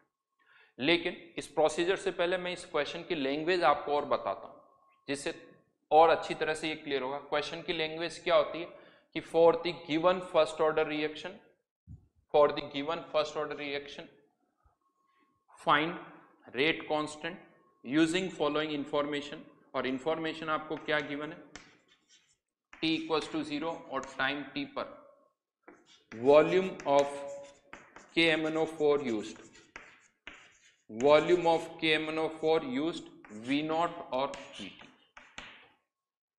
एक क्वेश्चन की लैंग्वेज बोल रहा हूं। For the given first order reaction find rate constant using following information. Information क्या गिवन है, t इक्वल्स टू 0 और टाइम t पर volume of KMnO4 used V0 और VT ये गिवन है। और इससे हमें रेट कांस्टेंट फाइंड आउट करना है। सुन के थोड़ा अजीब सा लगता है कि सर रिएक्शन तो हो रही है H2O2 की, रेट कांस्टेंट इसका निकालना है और डेटा किसका दे रखा है, KMnO4 का। क्या लगता है कुछ गलत लिख दिया मैंने, यहाँ कुछ गलत लिख दिया? नहीं, KMnO4 ही है ये। तो अब क्वेश्चन ये आता है इस KMnO4 का इस रिएक्शन से क्या कनेक्शन है, KMnO4 का इस रिएक्शन से क्या कनेक्शन है वो अब हमें देखना होगा। उसके लिए ये पूरा प्रोसेस जो जिसने भी किया है उसको हमें समझना होगा कि कैसे ये प्रोसेस होता है, वो अब हमें यहाँ पर देखना होगा। वो अब मैं आपको यहाँ पर बता रहा हूँ कि किस तरह से ये प्रोसेस होता है। तो होता क्या है, जैसे अगर आप खुद लेबोरेटरी में गए और आपको इस रिएक्शन का रेट कांस्टेंट फाइंड आउट करना है, तो आपके माइंड में ये फॉर्मूला है, और आपके माइंड में ये फॉर्मूला है, तो आपको ये पता है यार ये कॉन्सेंट्रेशन निकालनी होगी, एक ही H2O2 की इनिशियल कॉन्सेंट्रेशन और H2O2 की टाइम टी पर कॉन्सेंट्रेशन। अब कॉन्सेंट्रेशन कैसे निकालते हैं हम? टाइट्रेशन के थ्रू। टाइट्रेशन के थ्रू यानी एक कंटेनर है, इसके अंदर H2O2 डिकम्पोज हो रहा है, T इक्वल्स टू 0 पर, T इक्वल्स टू 0 पर आपको इसकी कॉन्सेंट्रेशन निकालनी है। तो आपने क्या किया, T इक्वल्स टू 0 पर यहां से 5 ml सैंपल निकाला, किसी भी टाइम पर निकाल सकते हो आप, कोई प्रॉब्लम नहीं, बट अभी मैं T इक्वल्स टू 0 स्टार्टिंग में बात करूं। आपने पिपेट के थ्रू 5 ml यहां से सैंपल निकाला, और आप सबको पता है अब आप क्या करोगे, कंसंट्रेशन निकालनी, तो इस 5 ml सैंपल को आप एक बीकर में डालोगे, और अब इसको हम क्या करेंगे, टाइट्रेट करेंगे। यस, यहाँ पर ये जो टाइट्रेशन हम कर रहे हैं ये किसके थ्रू कर रहे हैं, KMnO4 के साथ। क्या करेंगे, H2O2 के सैंपल में हम KMnO4 डालेंगे, KMnO4 और H2O2 रिएक्ट करते हैं, ये टाइट्रेशन का एक प्रोसेस है। KMnO4 डालते जाओ, यहाँ पर क्या होगा, KMnO4 डालोगे, KMnO4 का पिंक कलर होता है, लेकिन वो H2O2 के साथ अगर रिएक्ट कर रहा है तो सॉल्यूशन का कोई पिंक कलर नहीं आता है। एक टाइम आएगा जब सॉल्यूशन पिंक कलर हो जाएगा, वहां पर आप टाइट्रेशन को स्टॉप कर देते हो। जब सॉल्यूशन यहाँ पिंक कलर का हो गया है, दैट मीन्स H2O2 जो है वो अब पूरा कंज्यूम हो गया है, H2O2 पूरा कंज्यूम हो चुका है। अब इस बीकर के अंदर H2O2 नहीं है। हाँ, यहाँ पर ये मेरी बातें जो हैं वो आपको तभी समझ में आएगी जब थोड़ा सा ये KMnO4 और इसकी टाइट्रेशन का आपको आइडिया होगा। इक्विवेलेंट कॉन्सेप्ट रिडॉक्स में आप इस तरह की टाइट्रेशंस की बात करते हो, अदरवाइज यहाँ पर थोड़ा आपको लगेगा कि ये क्या डिस्कशन हो रहा है। लेकिन हाँ, KMnO4 जैसे ही यहाँ पर कलर चेंज होगा उस पॉइंट पर आप टाइट्रेशन को स्टॉप कर दो। तो अभी तक हमने यहाँ पर कितना KMnO4 डाला है, ये V0 ml, यानी सॉल्यूशन का पिंक कलर करने के लिए आपको कितना KMnO4 डालना पड़ रहा है, V0 ml KMnO4 डालना पड़ रहा है। यानी आप ये कह सकते हो कि ये जो KMnO4 है ये पूरा का पूरा किसके साथ रिएक्ट कर रहा है, H2O2 के साथ। और फिर VT क्या है, तो 10 मिनट्स के बाद फिर से यहां से आप सैंपल निकालो, 10-20 जो भी टाइम है, T टाइम के बाद फिर से यहां से हमने सैंपल निकाला, उसको फिर ये बीकर में डाला, और बीकर में डाल के फिर से KMnO4 के साथ टाइट्रेशन करना। क्या लगता है इस बार फिर वापस उतना ही KMnO4 डालना पड़ेगा, V0 के बराबर? नहीं, क्योंकि T टाइम तक यहाँ पर H2O2 की कंसंट्रेशन कम हो गई, क्योंकि H2O2 डिकम्पोज हो चुका है, तो अब T टाइम पर जो आप सैंपल निकालोगे उसमें H2O2 की कंसंट्रेशन पहले से कम होगी, तो अब जो KMnO4 आपको डालना पड़ेगा वो भी पहले से कम होगा, KMnO4 जो डालना पड़ेगा वो भी पहले से कम होगा। तो यहाँ पर जब भी ये डेटा आपको गिवन होगा ये वैल्यू ज्यादा होगी, ये वैल्यू कम होगी, क्योंकि इनिशियली जो सैंपल हम निकाल रहे हैं उसके अंदर H2O2 ज्यादा है, टाइम T पर जब आपने सैंपल निकाला तो उसके अंदर H2O2 पहले से कम होगा। तो यहाँ से पहले तो अब ये समझ में आना चाहिए कि KMnO4 कहाँ से पिक्चर में आया, और ये V0 और VT क्या है, ये हम कहते हैं आपकी टाइट्रेशन रीडिंग्स है। टाइट्रेशन रीडिंग्स का मतलब KMnO4 आप डाल रहे हो, कितना KMnO4 डालने पर कलर चेंज होता है, ये वो KMnO4 का वॉल्यूम है। अब ये डेटा आप एक्सपेरिमेंटली फाइंड आउट करते हो, ये डेटा आप एक्सपेरिमेंटली फाइंड आउट करोगे, वो आपको इस क्वेश्चन में गिवन है। अब हमें इस वॉल्यूम से, KMnO4 के वॉल्यूम से हमें इस रिएक्शन का रेट कांस्टेंट फाइंड आउट करना है। अब क्वेश्चन आता है KMnO4 के वॉल्यूम से कैसे रेट कांस्टेंट फाइंड आउट करेंगे, तो हमें इस KMnO4 के वॉल्यूम से H2O2 की कॉन्सेंट्रेशन निकालनी होगी। वो कैसे निकलेगी वो मैं आपको बता रहा हूं। तो यहां पर ये KMnO4 किसके साथ रिएक्ट कर रहा है, H2O2 के साथ, तो कह सकते हो equivalents of KMnO4 equals to equivalents of H2O2, right. कैसे निकालेंगे, तो इधर मैं H2O2 की इक्वेशन लिख देता हूं। H2O2 की इनिशियल कॉन्सेंट्रेशन, ये मोलरिटी ऑफ H2O2, H2O2 का कितने ml का आपने सैंपल लिया, 5 ml का, तो मोलरिटी इनटू वॉल्यूम, ये क्या हो गए, मोल्स या millimoles of H2O2, millimoles of H2O2, into ये मिलीमोल्स आए, इक्विवेलेंट्स निकालने के लिए किससे मल्टीप्लाई करना पड़ेगा, n फैक्टर से। ये n1 लिख देता हूं, ये n1 यहां पर क्या है, n फैक्टर ऑफ H2O2। यहां पर हो सकता है फिर से आप में से किसी को लगे सर ये n फैक्टर क्या होता है, तो आप इक्विवेलेंट कॉन्सेप्ट में पढ़ते हो। राइट नाउ बस इसको, हमें इसकी n1 की अभी वैल्यू नहीं चाहिए, बट हाँ n फैक्टर क्या होता है वो आपको पता होना चाहिए। तो ये number of moles n factor से मल्टीप्लाई कर दिया तो नंबर ऑफ इक्विवेलेंट्स आ गए किसके, H2O2 के। और इतने ही इक्विवेलेंट्स किसके होंगे, KMnO4 के होंगे। तो KMnO4 का जो सॉल्यूशन हम यहाँ पर डाल रहे हैं, लेट्स से उसकी मोलरिटी कितनी है m, उसका कितना वॉल्यूम हमें डालना पड़ा V0, तो ये KMnO4 की क्या आ गए, millimoles into n factor of KMnO4 कितना, n2। यहां से एक्सपेरिमेंटली आपको KMnO4 का वॉल्यूम पता है, KMnO4 का सॉल्यूशन आपने लिया है तो उसकी मोलरिटी आपको पता होगी, इन दोनों के n फैक्टर पता है, तो इन सबको पुट करके आप यहां से H2O2 की कॉन्सेंट्रेशन फाइंड आउट कर सकते हो। H2O2 की concentration initial concentration find out कर सकते हो। फिर क्या करना होगा, टाइम टी पर फिर से यहाँ से सैंपल निकाला, टाइम टी पर फिर से सैंपल निकाला। अब की बार इस सैंपल में मान लेते हैं H2O2 की कॉन्सेंट्रेशन क्या है, H2O2T। अब कॉन्सेंट्रेशन ये है, तो अब जो सैंपल होगा उसमें H2O2 के मिलीमोल्स कितने होंगे, इनटू 5, n फैक्टर चेंज नहीं होगा, अभी भी n1 equals to equivalents of KMnO4 m into VT into n2। यहां से यहां और यहां वॉल्यूम पुट कर दो तो इनिशियल कॉन्सेंट्रेशन आ जाएगी, टाइम टी पर कॉन्सेंट्रेशन आ जाएगी, उसको आप यहां पर पुट कर दो तो आप क्या फाइंड आउट कर सकते हो, रेट कांस्टेंट। ये तरीका होता है। इनफैक्ट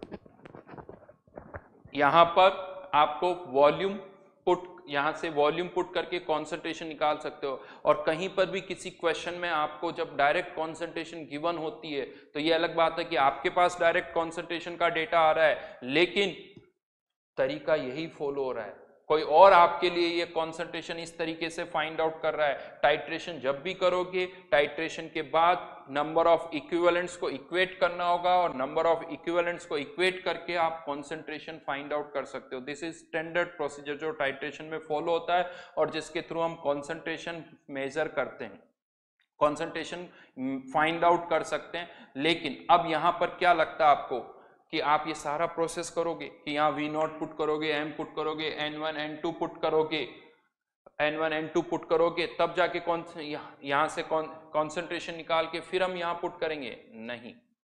क्यों? थोड़ा सोचिए। अगर हमारे पास ये दोनों एक्सप्रेशन है, क्या ये सारी वैल्यूज पुट करने की जरूरत है? नहीं है। इन दोनों का क्या ले लीजिए आप यहाँ पर, रेशियो, और जैसे ही आप इन दोनों का यहाँ रेशियो लेंगे तो रेशियो लेने पर क्या होगा, ये n2 वाली टर्म कैंसिल आउट हो जाएगी, n1 वाली टर्म कैंसिल आउट हो जाएगी, यानी रेशियो लेने पर यहाँ पर H2O2 naught upon H2O2 at time t will be equals to V0 upon VT। यानी आपको ये सब कैलकुलेट करने की जरूरत ही नहीं, क्योंकि रेशियो लेने पर n1 n2 ये सारी टर्म्स कैंसिल आउट हो गई। तो यहाँ पर ये जो फॉर्मूला है वहां पर आप इंस्टेड ऑफ कंसंट्रेशन डायरेक्ट किसका वॉल्यूम पुट कर सकते हो, KMnO4 का वॉल्यूम पुट कर सकते हो। यानी ये वॉल्यूम जो यहाँ पर गिवन है V0 और VT, यहाँ V0 पुट कर दो, यहाँ VT पुट कर दो, तो यहाँ से आप क्या निकाल सकते हो, K निकाल सकते हो। हाँ, सुनने में थोड़ा अजीब सा लगेगा कि सर ये तो कंसंट्रेशन थी H2O2 की, यहाँ पर आपने KMnO4 का वॉल्यूम कैसे पुट कर दिया? KMnO4 का वॉल्यूम कैसे पुट कर दिया? तो वो इस यहाँ से निकल के आया, वो यहां से निकल के आया है, क्योंकि यहां पर जो कॉन्सेंट्रेशन का रेशियो है वही किसका रेशियो है, वॉल्यूम का। देखो ये फर्स्ट ऑर्डर में ही आप ऐसा कर सकते हो।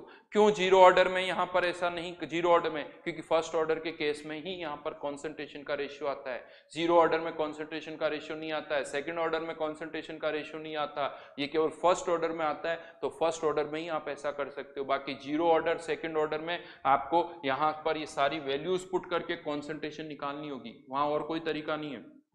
सेकेंड ऑर्डर का क्वेश्चन है, ये सारे डेटा पुट करके कॉन्सेंट्रेशन निकालो, बट फर्स्ट ऑर्डर के केस में आप डायरेक्टली यहाँ पर V0 VT पुट कर सकते हो। तो उससे फायदा क्या हुआ, उससे फायदा ये हुआ कि आपकी नंबर ऑफ स्टेप्स कम हो गई, कैलकुलेशन कम हो गई, आपको आसान बना दिया, यानी आपके लिए ये सब आसान हो गया। तो डायरेक्ट आप वैल्यूज पुट कर सकते हो। लेकिन मैं आपको बता दूं ये प्रोसेस हमेशा आपके माइंड में रहना चाहिए, तभी ये क्वेश्चन की लैंग्वेज समझ में आएगी। बहुत सारे स्टूडेंट्स मेरे से ये पूछते हैं सर क्वेश्चन रिएक्शन तो हो रही हो H2O2 की, वॉल्यूम किसका दे दिया, KMnO4 का, और फिर वो क्या करते हैं ये फॉर्मूला याद कर लेते हैं तो उन्हें लगता है सर मिसप्रिंट हो गया होगा, ये तो वॉल्यूम की नहीं, ये KMnO4 नहीं होगा H2O2 होगा, और मान लेते हैं कि वॉल्यूम कंसंट्रेशन के प्रोपोर्शनल है, यानी कुल मिला के वो आंसर का एडजस्टमेंट कर लेते हैं, जो कि गलत है। ये H2O2 का वॉल्यूम नहीं है, ये KMnO4 का वॉल्यूम है। ये पूरी सीक्वेंस आपको पता होनी चाहिए। और इसी के अंदर एक और मेजर कंफ्यूजन क्या होता है वो भी मैं बता दूं। मैंने आपको क्या बोला है, t=0 पर सैंपल निकाला, फिर उसे टाइट्रेट किया, टाइम t पर फिर से सैंपल निकाला, फिर उसको टाइट्रेट किया। एक और चीज है यहाँ पर, पहला सैंपल और दूसरा सैंपल, ये भी 5 ml का है तो ये भी 5 ml का, ये 10 ml है तो ये भी 10 ml होना चाहिए, तभी जाके ये रेशियो लेने पर वो कैंसिल आउट होगा। कह सकते हो सर हमें तो यहाँ कुछ भी नहीं दे रखा है, नहीं दे रखा तो ये अंडरस्टूड है कि 5 ml निकाला फिर वापस 5 ml निकाला, यानी वो वॉल्यूम चेंज नहीं कर रहे हैं, वॉल्यूम जो है वो उतना ही ले रहे हैं। तो यहाँ पर बहुत सारी कंडीशंस है जो इस क्वेश्चन में नहीं लिखी हुई है, लेकिन हाँ पहला सैंपल 5 ml का है तो दूसरा भी 5 ml का। आप सोचो अगर क्वेश्चन में ये 5 ml और ये 10 ml होगा तो क्या आप यहाँ पर V0 और VT लिख सकते हो, फिर नहीं लिख सकते। तो सीधी सी बात है, क्वेश्चन में क्या गिवन है, नहीं गिवन है, यहाँ पर कुछ भी नहीं दे रखा, पहला सैंपल कितना था दूसरा सैंपल कितना था, तो मानना ही पड़ेगा कि पहला भी 5 ml है और दूसरा भी 5 ml है, या पहला 10 ml है तो दूसरा भी 10 ml ही होगा, राइट। तो यहाँ पर वॉल्यूम की अगर मैं बात कर तो डायरेक्ट वॉल्यूम यहाँ पुट कर सकते हो, और ये याद रखना सैंपल निकाल रहे हैं फिर उसे बीकर में लेके फिर टाइट्रेट करें। बहुत सारे स्टूडेंट का कंफ्यूजन क्या होता है, उन्हें ऐसा लगता है कि ये जिस कंटेनर में रिएक्शन हो रही है उसी में हम KMnO4 डाल के टाइट्रेट कर रहे हैं, उसी में हम KMnO4 डाल के टाइट्रेट कर रहे हैं। तो ऐसा लगता है सर t=0 पर ही टाइट्रेट कर दिया तो टाइम t पर तो फिर कोई टाइट्रेशन के लिए बचे ही नहीं, तो ऐसा नहीं है। यहां से आप सैंपल निकाल के बीकर में डाल रहे हो, फिर सैंपल निकाल रहे हो और फिर हम उसे टाइट्रेट कर रहे हैं, right. Vishal Sunny technical issue coming sir, आप अपनी एंड से चेक करिए, आप अपने एंड से चेक करिए, यहां से आवाज आ रही है और मैं सुन भी पा रहा हूं, यहां पर सेटअप जो लगा हुआ उसके अंदर वापस आवाज आ रही है।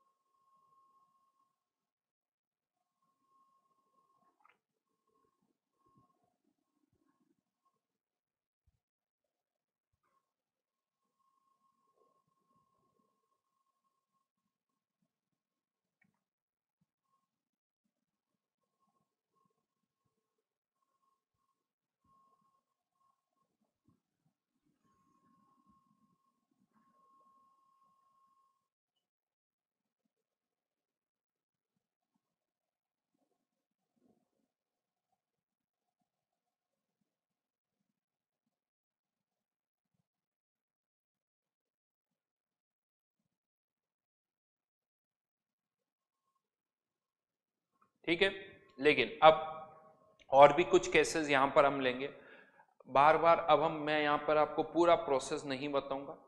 ये जो टाइट्रेशन हम कर रहे हैं इसको आप इस तरह से याद रखिए कि जब हम टाइट्रेट कर रहे हैं तो H2O2 की किसके साथ रिएक्शन हो रही, KMnO4 के साथ। तो यहाँ पर इस H2O2 की कंसंट्रेशन कह सकते हैं KMnO4 के वॉल्यूम के डायरेक्टली प्रोपोर्शनल है। ये बाकी के जो फैक्टर है N1 N2 M ये रेशियो लेने पर कैंसिल आउट हो जाएंगे। तो नेक्स्ट टाइम मैं इसको सिंपली बस ऐसे लिख दूंगा कि जैसे कोई भी H2O2 रिएक्ट कर रहा है तो जो रिएक्ट कर रहा है उसकी कॉन्सेंट्रेशन इस KMnO4 यानी जो भी हम सब्सटेंस यहाँ पर बीकर में डाल रहे हैं उसके वॉल्यूम के डायरेक्टली प्रोपोर्शनल होगा। ये बाकी के पैरामीटर्स हम यहाँ पर नहीं लिखेंगे, रेशियो कर लेने पर ये जो भी प्रोपोर्शनलिटी कांस्टेंट होगा ये यहाँ पर कैंसिल आउट हो जाएगा। तो जो कंसंट्रेशन है वो इस टाइट्रेशन रीडिंग के डायरेक्टली प्रोपोर्शनल होगी। कंसंट्रेशन जो है वो टाइट्रेशन रीडिंग जो भी है यहाँ पर टाइट्रेशन में जो भी रीडिंग आ रही है उसके डायरेक्टली प्रोपोर्शनल होगी। नाउ ये एक एग्जांपल था, ऐसे अभी मैं यहाँ पर और भी एग्जांपल्स ले रहा हूँ। इसी से रिलेटेड एक और एग्जांपल है, second one, acid catalysed hydrolysis of ester. Acid catalysed hydrolysis of ester.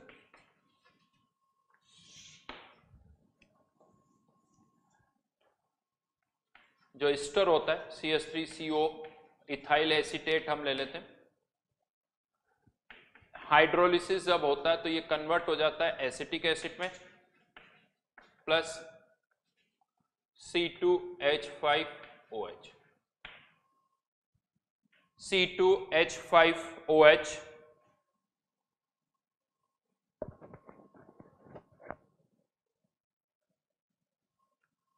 ये हाइड्रोलिसिस ऑफ एस्टर की रिएक्शन है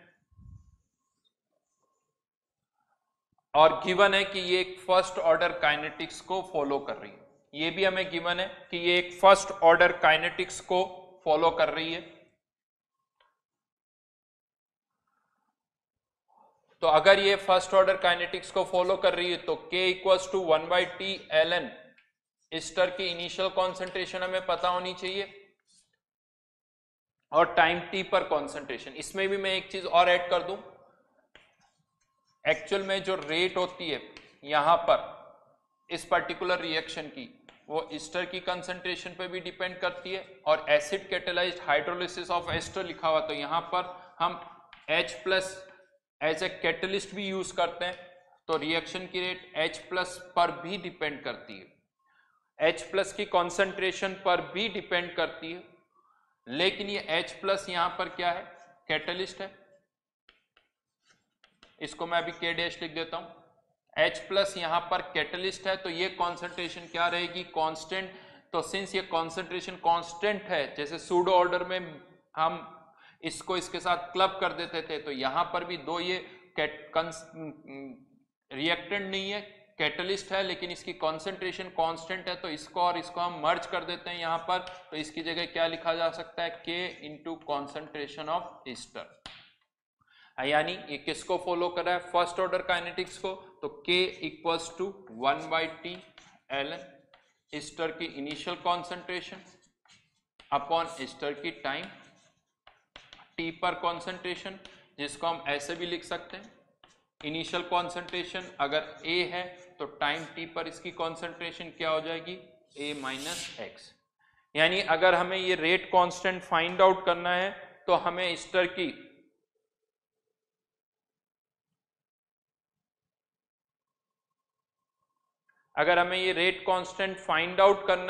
तो हमें K की वैल्यू, A की एस्टर की इनिशियल कॉन्सेंट्रेशन और टाइम T पर कॉन्सेंट्रेशन पता करनी होगी। अब वापस से मैं क्वेश्चन पर आता हूं, क्वेश्चन की क्या लैंग्वेज है, तो गिवन है कि ये एक फर्स्ट ऑर्डर रिएक्शन है जिसका हमें रेट कांस्टेंट फाइंड आउट करना है। रेट कांस्टेंट हमें फाइंड आउट करना है, इसके लिए क्वेश्चन में क्या इंफॉर्मेशन गिवन है, T equals to 0 time T और इनफाइनाइट टाइम पर, T इक्वल्स टू 0 पर टाइम T पर और इनफाइनाइट टाइम पर volume of NaOH used given है, V0, VT और V इंफिनिटी। यानी यहां पर अब KMnO4 नहीं है, ऐसा नहीं कि हर जगह हम KMnO4 यूज करेंगे, यहां पर वॉल्यूम किसका गिवन है, NaOH का। सबसे पहला क्वेश्चन अब यही आता है कि NaOH का क्या यूज है यहां पर। तो पहली चीज पिक्चर क्या बननी चाहिए, ये रिएक्शन हो रही है, T इक्वल्स टू 0 पर हमने यहां से एक सैंपल निकाला और उसको किसके साथ टाइट्रेट किया, NaOH के साथ। तो NaOH के कितना वॉल्यूम कंज्यूम हुआ, V0 ml। टाइम T पर फिर से एक और सैंपल निकाला, उसको किसके साथ टाइट्रेट किया, NaOH के साथ, कितना कंज्यूम हुआ, VT। इनफाइनाइट टाइम पर फिर से एक सैंपल निकाला और फिर से उसको टाइट्रेट किया, तो इनफाइनाइट टाइम पर NaOH कितना कंज्यूम हुआ, V इंफिनिटी। यानी पहले ये एक्सपेरिमेंटल प्रोसेस जो है वो आपके माइंड में क्लियर होना चाहिए। पहले ये एक्सपेरिमेंटल प्रोसेस जो है वो आपके माइंड में क्लियर होना चाहिए कि एक्सपेरिमेंटल प्रोसेस क्या है, वो हमें पता हो, V नॉट, VT और V इंफिनिटी। ठीक है, ये NaOH। अब क्वेश्चन ये आता है कि राइट नाउ ये NaOH जो है वो किसके साथ रिएक्ट कर रहा है। इससे पहले हमने देखा KMnO4 किसके साथ रिएक्ट कर रहा था, H2O2 के साथ। यहां पर ये NaOH किसके साथ रिएक्ट करेगा, तो NaOH क्या है, बेस है, और जो सैंपल आप निकाल रहे हो उसमें जो एसिड है ये उसके साथ रिएक्ट करेगा। तो अब अगर हम जो सैंपल निकाल रहे हैं, क्या उसमें दिख रहा है आपके पास कौन सा एसिड है, एसिड कौन सा है, तो यहां पर एक तो दिख रहा है एसिटिक एसिड, और दूसरा ये H+ आयन, यानी एज ए कैटलिस्ट आप कोई एसिड डाल रहे हो।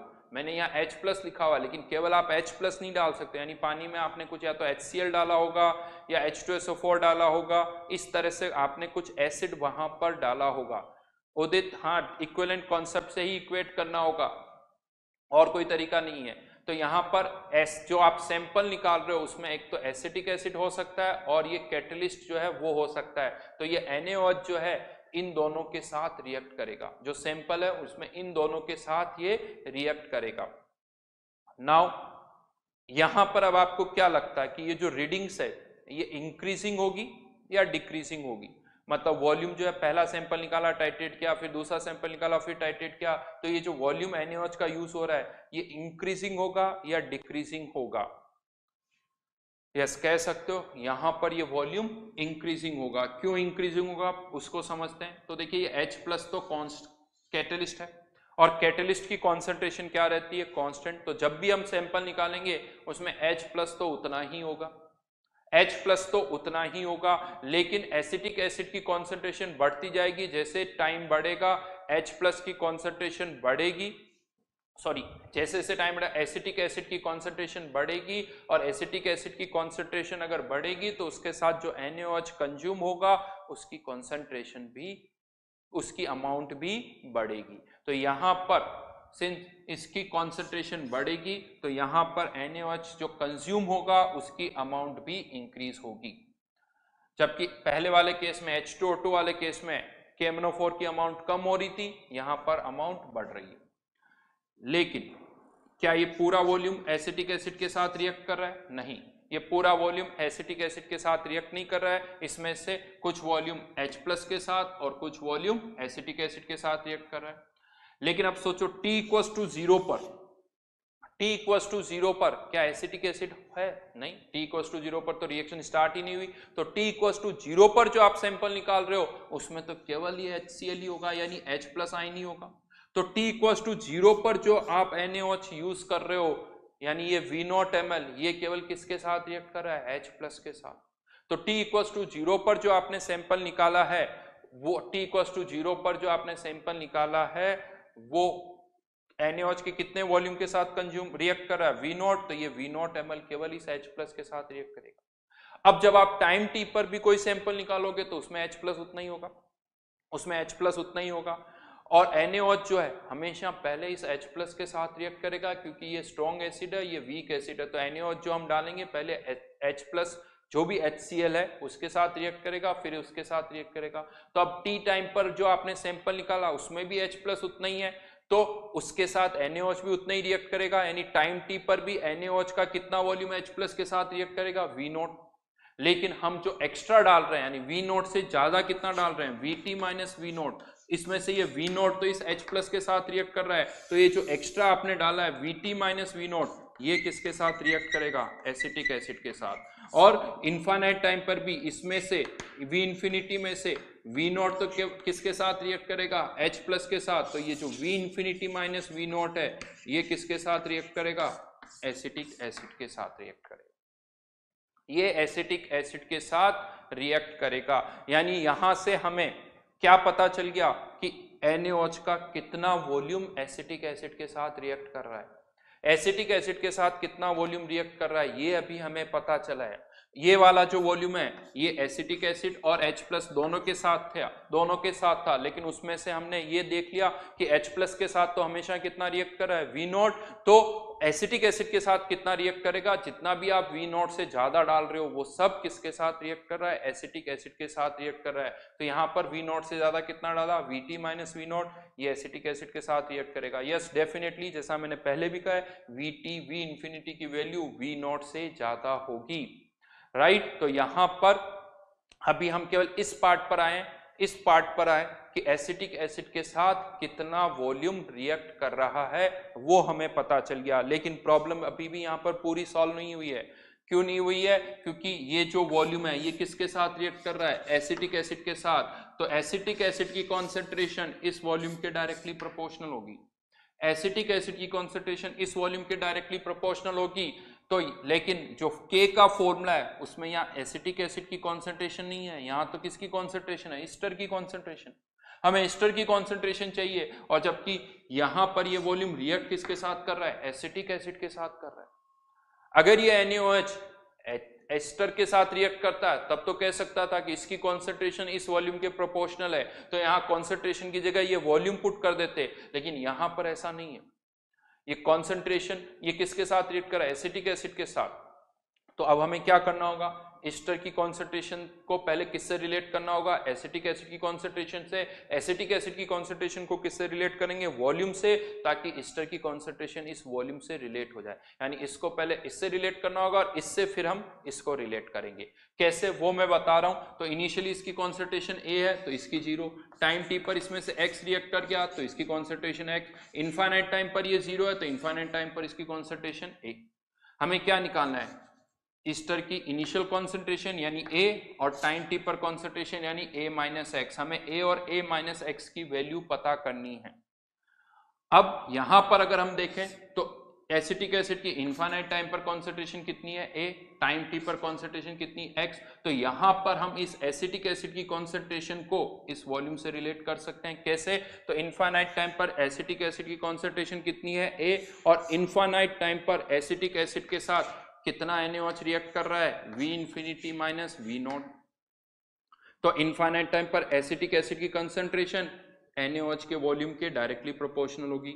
टाइम t पर एसिटिक एसिड की कंसंट्रेशन कितनी है X, और टाइम t पर इसके साथ कितना NaOH रिएक्ट कर रहा है, Vt माइनस V0। तो यहां से हमें A और X की वैल्यू पता चल गई, और A और X की वैल्यू पता चल गई तो कह सकते हो दो ये A और X एसिटिक एसिड की कंसंट्रेशन भी है, लेकिन इस A और X से हम एस्टर की कंसंट्रेशन भी निकाल सकते हैं। तो यहां से हमें A और X की वैल्यू पता चल गई, K equals to 1/T ln। Since proportionality constant दोनों जगह सेम होंगे तो जब आप रेशियो लेंगे तो ये प्रोपोर्शनलिटी कांस्टेंट कैंसिल आउट हो जाएंगे। तो यहाँ पर इसीलिए मैं डायरेक्ट ये वैल्यूज यहाँ पर पुट कर रहा हूँ। A की जगह क्या पुट कर दिया, V infinity minus V0।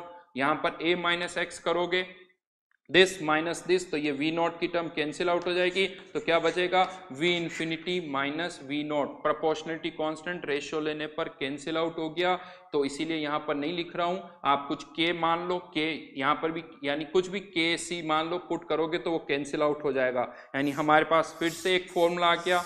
Direct यहाँ पर आप जो वॉल्यूम है V0, Vt, V इंफिनिटी, उनको यहाँ पर पुट कर दो।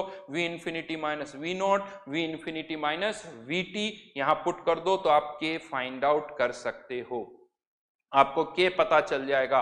तो यहाँ पर फिर से डायरेक्ट टाइट्रेशन रीडिंग को हम यहाँ पुट कर पा रहे हैं। देखने में ऐसा लगता है कि वॉल्यूम कैसे पुट कर सकते हैं, बट ये वॉल्यूम जो है वो एक तरह से कॉन्सेंट्रेशन के डायरेक्टली प्रोपोर्शनल है। तो ये एक और फॉर्मूला भी कह सकते हो। हाँ, थोड़ा बहुत याद रखिए इस फॉर्मूले को, ऐसे क्वेश्चंस आते हैं इस पर्टिकुलर पार्ट पर, एस्टर का हाइड्रोलिसिस वाले पार्ट पर। अगर इस तरह का क्वेश्चन आए तो आप ये फॉर्मूला डायरेक्टली यहाँ पर लगा सकते हो, राइट। इसमें और भी क्वेश्चंस है, अभी मैं आपको बताऊंगा नेक्स्ट क्लास में। एक एग्जांपल हम और लेंगे पर वो भी इसी तरह से। तो थॉट प्रोसेस है, चेंज क्यों हुआ। H2O2 वाले केस में आप डायरेक्टली रिएक्टेंट को ही टाइट्रेट कर रहे थे तो वो बहुत आसान था। रिएक्टेंट को टाइट्रेट कर रहे थे तो रिएक्टेंट की कंसंट्रेशन डायरेक्ट वॉल्यूम के प्रोपोर्शनल हो गई।